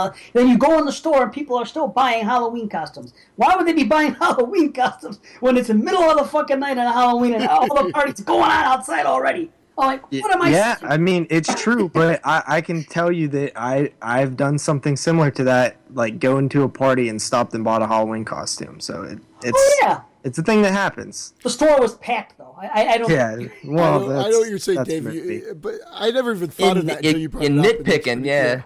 It's I funny. can't help it. I just see it. I do It is like the the fact that they Christmas passed. show. I do like the fact that they passed the couple in that scene that you see Yep. later on at the end. Just like they bump into him, the guy kind of looks back, and then they continue on and whatever. I thought that was great, and Yeah. I never even thought of it. It is kind of silly, but oh well, it worked. Probably because I was just like that little kid. I wanted to see what was going on in there. That's Sam, by the way. Oh really? That's the actor kid who plays Sam. Yeah. Wow, really? Yeah. That's fucking yeah. cool. Was the That- creeper. Speaking of Sam, I'll say something else. It makes no sense that his name is Sam. Why? Sam Hain. They don't call it Sam Hain in this movie. They call it fucking Samhain because that's what it's called. Yeah, because now, she's trying to sound like a smartass when It is everybody else Samhain. calls it Sam Hain. But it's known as Sam Hain, though, right? nobody called it. The only time I ever heard it called Sam Hain in my life is in Halloween 2. Well, I've never fucking- even heard of Samhain before. Really? I Oh, heard yeah. Sam Hain. But it's Oh. spelled like Sam. I know that. yeah. So that's the point. They So should call they're him not Sal. calling him Sam Sal? Hain. They're Yeah. calling him Sam. they should just have they should just have a pig. Sal. Yeah, but they call it Sam, short for Sam Hain. But in this movie, they don't even call it Sam Hain. They call it Samhain, which is the right name. Yeah, well, I mean, but they're just taking the first 3 letters, so then it would I know. change the spelling of how you pronounce it. He's nitpicking. He I know what wants to they're give this a bad rating. No, I do not want to give it a bad rating. And who the hell calls him Sam anyway? Everyone calls him Sam. Nobody calls him Sam. though. Which characters call him Nobody Sam? actually calls him Sam. Yeah, He's he's just- right. He's not called Sam in the movie. He's actually not a name. He's just the figure that appears when He the is tradition's Halloween. broken. Yeah, he's Sam Hain. He's Halloween. He's All Hallows Eve. Samhain. He's Samhain. They should call him Sal. Sal. Oh my! Just to make Dave happy. Yeah, Sal. No, I'm Give just him a name so they could sell merchandise. Like, oh, did you get that guy from Trick or Treat? Oh, you mean Sam? Yeah. I don't want everyone to sit here and blow it for the whole review. So I thought I'd bring up some things that I've always looked. I have a Sam stuffed animal that sits in my Yeah, living we room. appreciate you doing that, and I'm sorry that you've been shut down on every one of them. Yeah, I'm Because sorry. you guys are blind fanboys. You don't want to listen to reason on it. No, there's nothing. Dave, no, I like you on this. I like this movie a lot. Right. I like this movie a Me lot. too. And Rating is going to be high. Yeah, the rating is going to be high, but I think it's going to be a little bit lower than JP and Brandon for sure. I agree. But a lot of people share JP and Brandon's opinion on the movie. So I'm already a little bit on the defense. I'm ready to cut your mic. Get out of here. Do I have the power to do that? You don't. Okay. You don't. No. Does anyone else get grossed out when they see that kid dragging that pillowcase with the fucking dragging on the ground? With the, He's disgusting. He's disgusting. God. Makes me sick almost to see that part. Yeah. Oh, could you imagine Halloween candy in mud like that? That's so nasty. Okay, here's something good. Let's talk about the girls. Dude, so hot. The freaking dude. A lot of them. Maria and Janet are just freaking top of the mops. Oh, All of them. The black Yeah. one and the Asian one, that's I like. them. Maria and Janet. That's them. Yes. Oh my God. Even the white blonde girl is still attractive. You know. But Even Yeah. the white blonde girl. Even the white. well, she happens to be the least attractive of the four. I'm sorry. She just. Does anyone else think that? How would you rate the girls? If You're gonna probably rate right. You're probably right. If you, I think I wanted would to really go- be creepy about it. creepy. I would go Why? the Asian chick, the black chick, Anna Paquin, and then her sister. Yep, I'm with you. I'd go all four at once. Or branded. Yeah. I don't rate women. That's objectifying them. See, that's what I was getting at, Dave. Yeah, I don't want to alienate the female listeners. You're right. Okay, let's talk about the guys. Who is the best looking guy? Sam. The principal, Sam, the teenage boy that's kind of cool. That was Yeah, he was trying to be nice towards the end, but Rhonda, you know what? Rhonda, rightfully so. Leave that prick down there with his other friends. That one girl was going to grow up to be a serial killer. Oh, yeah, she's going to grow up to be hot too though, which is part of Yeah. You know what the crazy thing is? She was like 16 or 17 when they filmed that. So I don't feel so bad. Okay. Yeah, and I was probably younger when it came out, so I definitely don't feel bad. Well, No, you were don't have to younger. feel bad, You but I were was saying to younger. It myself, came I'm out in saying, this 2007. girl is very attractive, but she looks very young. But then I looked it up, and she's like 24, 25 now. Damn. So, okay, so I like the line where the kid, they're looking for the jack-o'-lanterns. He's like, some asshole went up the street smashing them all.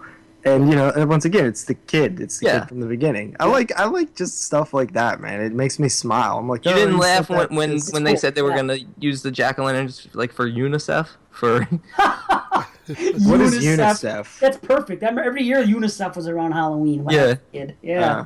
Listen, I'm confused about something, guys. And maybe you guys can point something out to me. So Rhonda exits that house.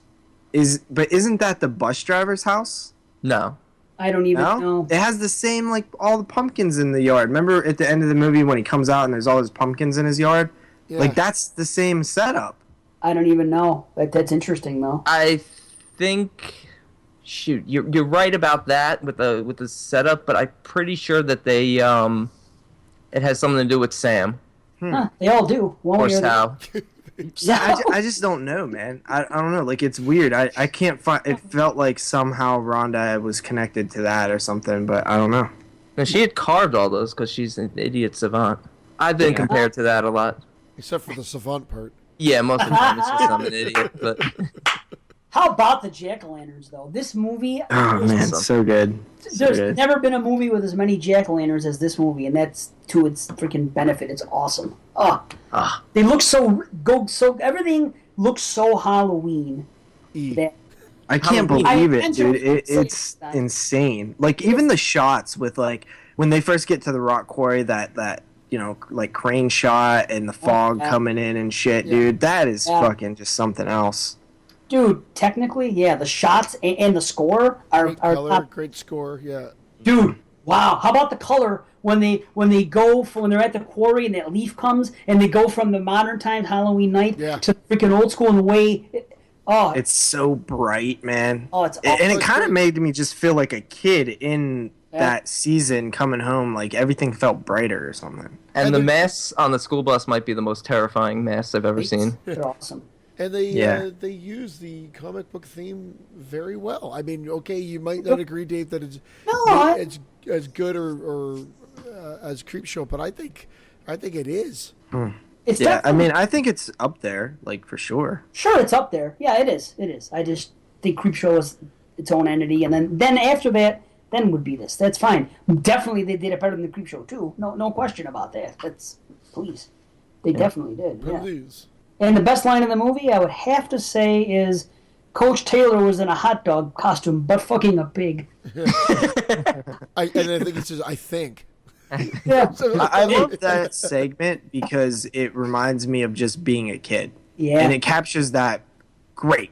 Like, fantastic. Like, better than most movies ever can. Now, let me ask you something. 100% agree. Does Coach Taylor get killed because there is a hot dog at the... Yeah, that's him. Yeah, That's him. dude. It says That is it. him. And they roll it Michael over. already It's said great. in the commentary, I believe that's him. Oh, okay. I love Okay. that part when he's getting rolled. Oh, Yeah. it's Yeah. so fucking funny. So that Speaking works, of that timeline scene- works? They all Yeah. work.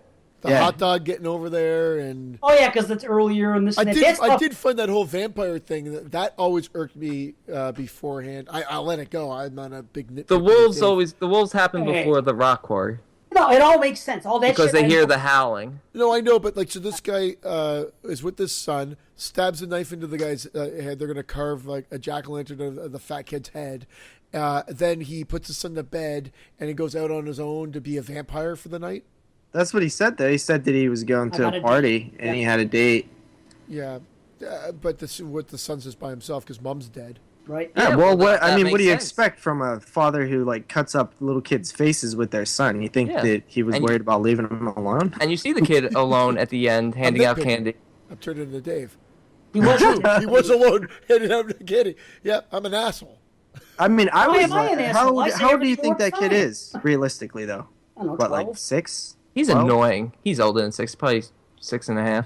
Yeah, probably like. I don't know Okay, what the I was hell left it home is. alone at Older that than age 6, on probably Halloween, 6.5. watching Hellraiser. I wouldn't do it. I wouldn't leave my kid. I'd give him a 6.5. On age. A mild rumble. Oh shit. So one thing I want to say about the werewolf scene, though, right? Like, we've seen Sweet Dreams used in horror movies. God damn, it works great in every horror movie I've ever seen.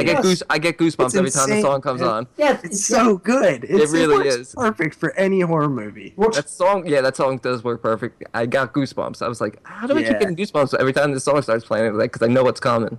Yeah, dude. Oh, that whole that fake scene is out. awesome. Another fake out. It's amazing when he drops from the tree and and they lower it right here and they open it out and then they see it's the guy and all that. Oh, I had no idea they were werewolves the first time I seen them. No. Neither did I. Pretty fucking And, obvious. And then when you Like, there's rewatch so many it, yeah, it's so obvious. clues. Like, There's so many clues. yes, there is. It's great. That's why the werewolf and the school bus are just top notch. And Little Red Riding Hood. Even at one point when one of them says, one year you bought a girl as a date, and she even says, well, they all taste the same. I think Yeah. she says that. Yeah, They all yeah. taste the same. Yeah, Oh, interesting. quite Yeah, obvious. you hear it. Like, it's just Yep. like a throwaway in the background. Yep. I'll tell you what I love, and every time I see it, I'm like, that's so cool. How the guy, the principal, becomes the vampire, and he goes and he kills that girl, and he's able to get away with it because it's Halloween night, and he puts the Yeah. body. That's the only night of the year you could pull that off, and he does it. He's like, fuck Yeah, that. the only night of the year you can answer your door covered in blood, and people are like, "Oh yeah." It's so cool. Although I do not understand exactly what happens to the girl. Like, all of a sudden he bites her neck, and then all of a sudden you look and her arms are all bloody and the bottom of her legs. How did that happen? I never Tripped all the understood. way down. From biting one side of her neck. It's Oh, then gonna he go went down both on her arms? and bit her vagina. That just doesn't make a whole lot of sense to me. He ate her out. I would have to rewatch the scene. Yeah, I just No, he watched just- it tonight, a couple hours ago. You He know, bit her. Yeah, me too, but I just can't remember exactly what it looks like. I had to write it down. Like, how the hell did all this blood get all over her? I Just think from- that was, again, nitpicking. I think it was just, he bit her neck, and then the makeup effects guy went a little nuts with the blood, and then they said action, and they filmed it. I honestly don't think they were thinking much more Yeah. about it. Nice try, Dave. Fail. Sorry. Oh, here's another one. Okay, the kid's I on don't the know. bus. The kid's on the bus. How the hell does that vampire kid get out into the front of the bus all of a sudden when he was clearly shackled in around his stomach like everybody else was? Did he slip out? He slipped out of handcuffs, but not the shackles. Remember, they kept reinforcing it. He kept grabbing the kid's shackles and the lock around the kid's waist and Yeah, but shaking. to be honest, it was all about the handcuffs because gives a Yeah, shit. because you can just slip out of the if you stuff slip around out of your those, you waist. can slide out of the shackle. The shackle wasn't like skin tight around him. You think? I could get out of that. But the Yeah. guy made a point of showing us 3 times that they were in shackles, but all of a Kid sudden- knew. The kid knew. He was obsessed with the route. He So knew. now you don't have a problem with it. When we did Don't Breathe, these 2 assholes here complained because the guy got out of the handcuffs. Now I say something and it gets shut down. You see how this... Did I say shit? No, okay. You didn't say shit. Christian, you didn't say. Do you agree with me? Brandon did. Do you agree with me? Fuck Christian for being Canadian. Do you agree with me or no? Yeah, you know what? I do have to agree with you. Okay, and that's it. I have no But more. you saw when he's pulling the chains. It's not tight. It's not taut. You see how quick? It's It very didn't, look, loose. it didn't look that tight to me. And you see how quick he got out? It was like Harry Houdini. The guy turned around for 2 seconds. The kid was at the steering wheel of the bus. Well, isn't it funny that his costume was Harry Houdini? No, Harry- it wasn't. That would have been awesome. That would have made sense if it was a Harry Houdini costume. Yeah. Listen, I have nothing else negative to say about that movie. Everything is out of the way. So I enjoy the hell out of the movie. In terms of bringing it down for me, you have failed, sir. Well, Yeah. Damn it, the chains now. I really want to watch that scene again. People never want to come down when they're high. It's just the way it is. Nah, I mean, I like legitimately, Dave. Though, like, I take all negative criticism into effect, and I just don't see. Obviously, you admitted yourself that a lot of them are nitpicks, but none of them really hurt the actual film for me very much at all. I mean, there's a little movie type stuff in every movie, like Creepshow, for example. Like, I think it's pretty stupid that the TVs are on the beach, right? Well, they explain that. They show the guy with the cord where it comes from, how long it is, and they has the big. That's a long extension cord. Yeah, it's the guy's like rich, filthy rich. it's silly. It's silly. Yeah, that's like It 45 extension You cord. think it's No, silly, but you see that is him my favorite running story. cable. Thank you. Like, You he's see got him the running? whole big Yes. cable things, and you could see him running it out. Like, He's they he's could have filthy made rich. that make more sense. It just is. Thank you. It's not practical. If you're filthy rich, anything's practical. Leslie Nielsen should not have that much cable in his house. How about the werewolf scene? It is amazing when they show the skin ripping. Yeah. That looks That's great. good effects. Great idea for transformation too. Yes. Now, Pulling if you their wanna skin talk- off to release, yeah. Yeah, Awesome. I mean, I love that scene. But if you do want to talk about something negative, like I have one, I've always hated that they show Sam's face. I love that. I've heard many people complain about that. I think it's great. I think it's It great just- too. It just doesn't. It just doesn't. I can It agree looks with that. exactly what I would Too expect. silly. Yeah, and it's like No, there's not like silly. He's like a demon. He's a skeleton pumpkin. He's that guy. He's the cover of Halloween 2 in the poster. It's fucking great. yeah, I get it, Silly. but I mean, just I love it. He should be I silly. feel like he shouldn't have he's just an entity of Halloween. Like that gives him a physical. It's like the end of It, right? With the fucking ant thing. It's like, well, you gave him an actual like this is what he is instead of just acting as like a presence. But also during those scenes, like obvious stunt doubles, like that's a valid complaint because it's like visually you can see like that he grew like 6 times in size. You guys ever notice that? Like when he's on the ceiling and shit, like he's super long. No. Yeah, but again, I did notice that, but that didn't bother me. Yeah. If anything, I the didn't one thing I would have liked is I would have liked to have seen Krieg actually get killed rather than in a comic strip. I like how we thought he was going to get let off. And by Well, the way, the where did all the candy come from all of a sudden? The guy wasn't hitting anything out on all Halloween night. All of a sudden, because He they had stole the fucking candy from the kids. He Does scared he? the kids away, and he Thank took you. all the 3 bags of candy. Well, and then thank you. You answered my question. Now it's a 10 out of Yeah. 10 for Dave. And what's it called? And the great thing about it is that it seems so complicated. Like Sam was there to wreak vengeance on Mr. Krieg the answer was written right there all over the bedroom wall when he went in there. Give me something good to trick or eat. treat. Yeah, just give Yeah. me.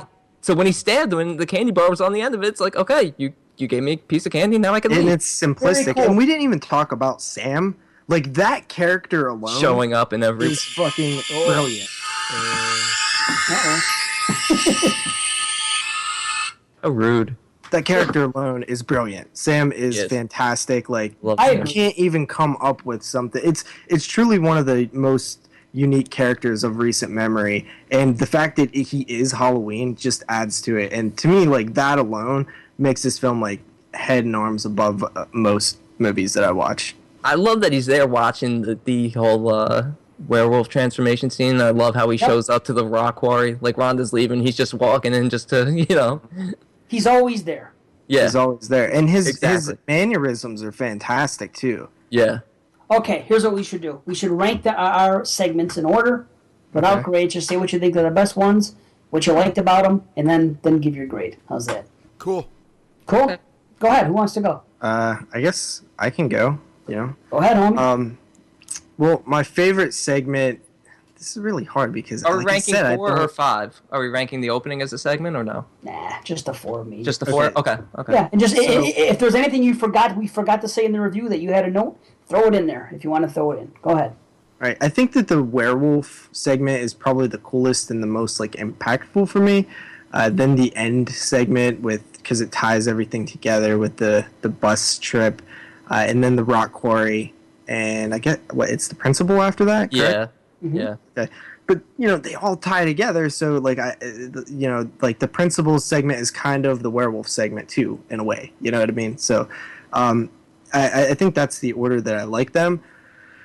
Just all together, this movie, it's only an hour and 20 minutes, but so much happens, and it's got endless rewatchability every Halloween, perhaps. Oh, yeah. It's just a movie that, to me, although there are minor flaws in it, I can't take them too seriously because there's just so much good and brilliance to it. It really is a brilliant movie. It's done very well in terms of directing, lighting, camera work, editing, pacing, all the little tick marks that you talk about when you're talking about what makes a film good, music, stuff like that.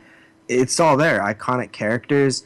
It's just it has it all, and there might be a little bit of issues here and there or nitpicks, but to me, it's a near perfect Halloween film, a near perfect watch. I give it a 10. It's a 10 out of 10, easy for me. Yes. Nice.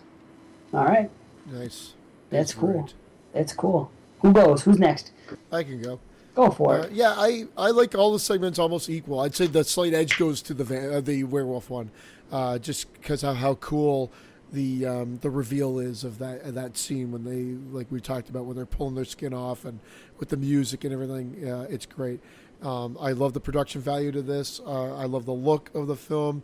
I love how atmospheric it is for Halloween. So overall, I give it a 9.5 out of 10.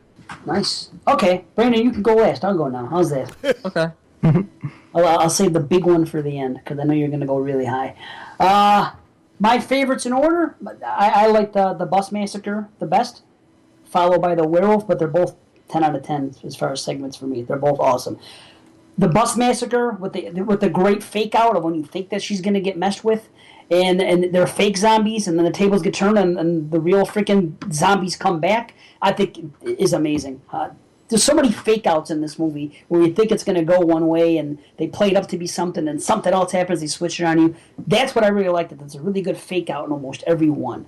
That's really sweet. And then I would have to go the last one with the Sam and the old man, and then I would go with the principal. It was just, principal one was just too, it's cool, it's just too simple and just, okay, this happens, poison the kid, go and cut the head off. It's just, whatever. Yeah, it's like an opener. It's an opener. It's a perfect opener because it's more shocking and over the top. True. And then the others become a little bit, the tones. That's what this film does too. Is there's so many. It's the spirit of Halloween. All these different scenarios and situations happening through the night, and it's just the spirit of it with the werewolves and the vampires and the zombies and the ghosts and the tragic stories and the tragic past and stuff like that. It's just it's Halloween. That's what Halloween is. Yeah, they don't leave anything out. They're right on point. It's an amazing atmosphere. Technically, it's great. Like I said, the way it's shot, the way it sounds, the way they use colors in certain shots, and it's just a really, really good movie. The only reason I'll come in a little bit lower is because I don't think everything, like I said earlier, everything is as strong as it could be, but two of them are extremely strong. So at the end of the day, I come in 9 out of 10. Woo! Hall of Fame. Hall of Fame. What's your Hall of Fame? 28 or above. Hey, same as you. Oh, cool. Yeah. Remember, we stole yours, but why don't we see if we could bump up the score a little bit from 28 and a half. I have to go with definitely the werewolves as my favorite story. Still gives me goosebumps watching it over and over. It's a close tie for second between the Mr. Krieg story and the school bus massacre. I love both of them. We didn't really talk about Brian Cox's performance as Mr. Krieg, but I thought it was great. Yeah. And I love the line when he's like, "You gotta be fucking kidding me!" When the hand, The Thing, yeah. yeah, the thing, Yeah. yeah, exactly, Yeah. a lot of callbacks to other classic horror films. That's sweet. And yes. and you know what? I do love the principle. It's weird. I don't know why I'm putting it number 4. I never thought about breaking this down by segment, but it's literally number 4. Just it's basically number 4 being tied for first with a 4-way tie for first. That's okay. It's hard. It's really hard to rank these. Yeah. So I mean, obviously, I appreciated everything you did say, Dave. I did. I really want. This is what I wanted out of this conversation, because I knew going into this film and after completing this film that I was coming in super high. I knew I was going to come in super high anyway because I always loved the film, but it was just not enough for me to really change my grade and take points away. It's just so much rewatchability, like JP says, and it's a 10 out of 10 for me. Nice. Yeah. Was that our third Hall of Famer? 29.5 total, 29 if you count me. There you go. Oh, we count you. Yeah, we can. It's all good. Dave, one thing I wanted to ask you, because Creepshow got brought up a couple times. What the very first segment of Creepshow? Like, what do you think? Are you a big fan of that segment? Yeah, I am a big fan of it. I love the look of the zombie. I love the lighting. It's basic, but it's executed perfectly. I almost feel like you can say the same things about that you can the opening segment in this film. To a degree, I'm just not sucked in the same way. I'll tell you this: the opening segment of Creepshow scared the shit out of me. Yeah, Really? Me too. I don't know. The shit out of me. I skipped out. I don't like that one. It terrified me. The whole movie terrified me. Creepshow 2 even terrified me. That's the only segment I don't like. In all the segments of the first 2 Creepshows. Creepshow's definitely scarier, but Trick or Treat, man, I could watch that 3 times a day. Yeah, it's a great movie, and like I said, it captures the freaking essence of Yeah. Halloween. We all know that. Yeah, even though Dave went a little nitpicky, which you have to have that because you have to have somebody who plays devil's advocate. No, it it was gets good. really low jobby. That's what I was trying. That's why I intentionally wanted to do that, because I knew everybody was going to. He still came in super high on it. We you appreciate know? you. Appreciate you being the sourpuss tonight. That's usually me. Yeah, usually it's JP just giving out 6s for everything. It's like, this movie's fantastic. It's flawless. Everyone loves it. I love it. It's a 6 out of 10. That's just JP. He just automatically takes 4 points off. Nice. Okay, Hall of Fame. That's our third movie. Nice. So what do we? What's the other 2? Rosemary's Baby and Martyrs. Martyrs, yes. Oh, you didn't hear the French Extreme show yet? Shit. Yeah. Spoiler alert, it might be Martyrs. Didn't Toxic Avenger almost get up in there? If Christian voted 3 times, it would have been in there. Toxie's my man. Listen, I had so much fun. This was great. I'm happy to be on you guys' show, man. It's awesome. We made it on. Yes. This and was Canadian awesome. guy. I'm glad you did join us. Decided not And to show up. when is the 86 show? 2 to be determined. It's not planned yet. We need months of preparation, so Far just keep watching 86 movies, and we'll eventually get there. Did you guys, any of you guys start yet? Nope. Mood's Okay. there. Mood started. Food started? Wow, what a surprise. Crazy bastard. 86. Jason lives. There you go. There you go. Fun. I'm putting New Blood on that list. Nice. There you go. Get out of here. It was filmed in 86. Get out of here. What the fuck? No, it was an honor to have you on the show. Yeah, man. Yeah, it was. And you're definitely. The honor, honestly, JP, is all yours. I mean, all mine. I meant all yours. We'll definitely have you back again. I think that goes without saying. Really? Yeah, I think so. Let's wait and see what the ratings are. I think at this point. Oh, the ratings are going to be number 1. It's October. Rock and roll, man. And next show. Holy Fuck with JP. You can come on every show. Yeah, anytime you want, man. Anytime you want. But, yeah, next show is going to be out of control. Halloween 3. That's all I'm going to say. A big show about a movie we love. 14 more days till our next show. Our next show. Our next show. You gotta play the my humming clip. Oh, boy. Remember you started singing it? Extra hum over here. Yeah. Roll. Hey, What was that you was trying to get him to say, Dave? That episode where you was like, Brandon, go like this, and he just sucked at it. He was trying to really get me bad. to drop a beat. He was trying to get me to do a beat so he dude. could do... Yeah, there it is. Did you make that beat up or no, JP? Who, me? Yeah, it's your intro music. Did you make that or no? No. Okay. Well, you never know. But you know, I accidentally downloaded that episode again because I went to download the next episode and I don't know, I couldn't read it or something. I ended up downloading that episode again, and that was what started in the episode. And I was like, they're doing it again, and it was like, Oh, I'll tell you what, I died laughing when I heard that played back. Oh, dude, When you broke into Silver Shamrock, I was just like, I didn't even realize that was the song I was humming. Yeah, it was. Luckily, you stopped me. Otherwise, my face would have melted. Oh, shit. The snakes would have crawled out my eyes. Nice. So yeah, let's get the hell out of here. Again, thank you very much, JP. It's been a blast. And yeah, we're gonna do it. Wait, are we gonna rate JP's performance? What do you guys think? 10. Yeah, 10 out of 10. Thank you. Yeah. I'm a little nitpicky. I'm gonna come in at 9.5. I still make the Hall of Fame, bitches. Yeah. Nah, he's a 10 out of 10. 30 out of 30. Yep. Indeed. So, all right, guys, we're going to be out of here. Now, episode 23 is going to be next, and it's going to be Season of the Witch, Halloween 3. Haters, step off, because it's going to be all about blowing Halloween 3. Brandon, you got to come in with the nitpicks. You better not, dude. No, he loves it. Yeah, bitches. So, yeah, let's get out of here. Thank you again. Thank you, everybody. We're so happy that's Halloween season. Everybody, stay safe. Watch as many horror movies as you can. And don't forget the Exploding Heads.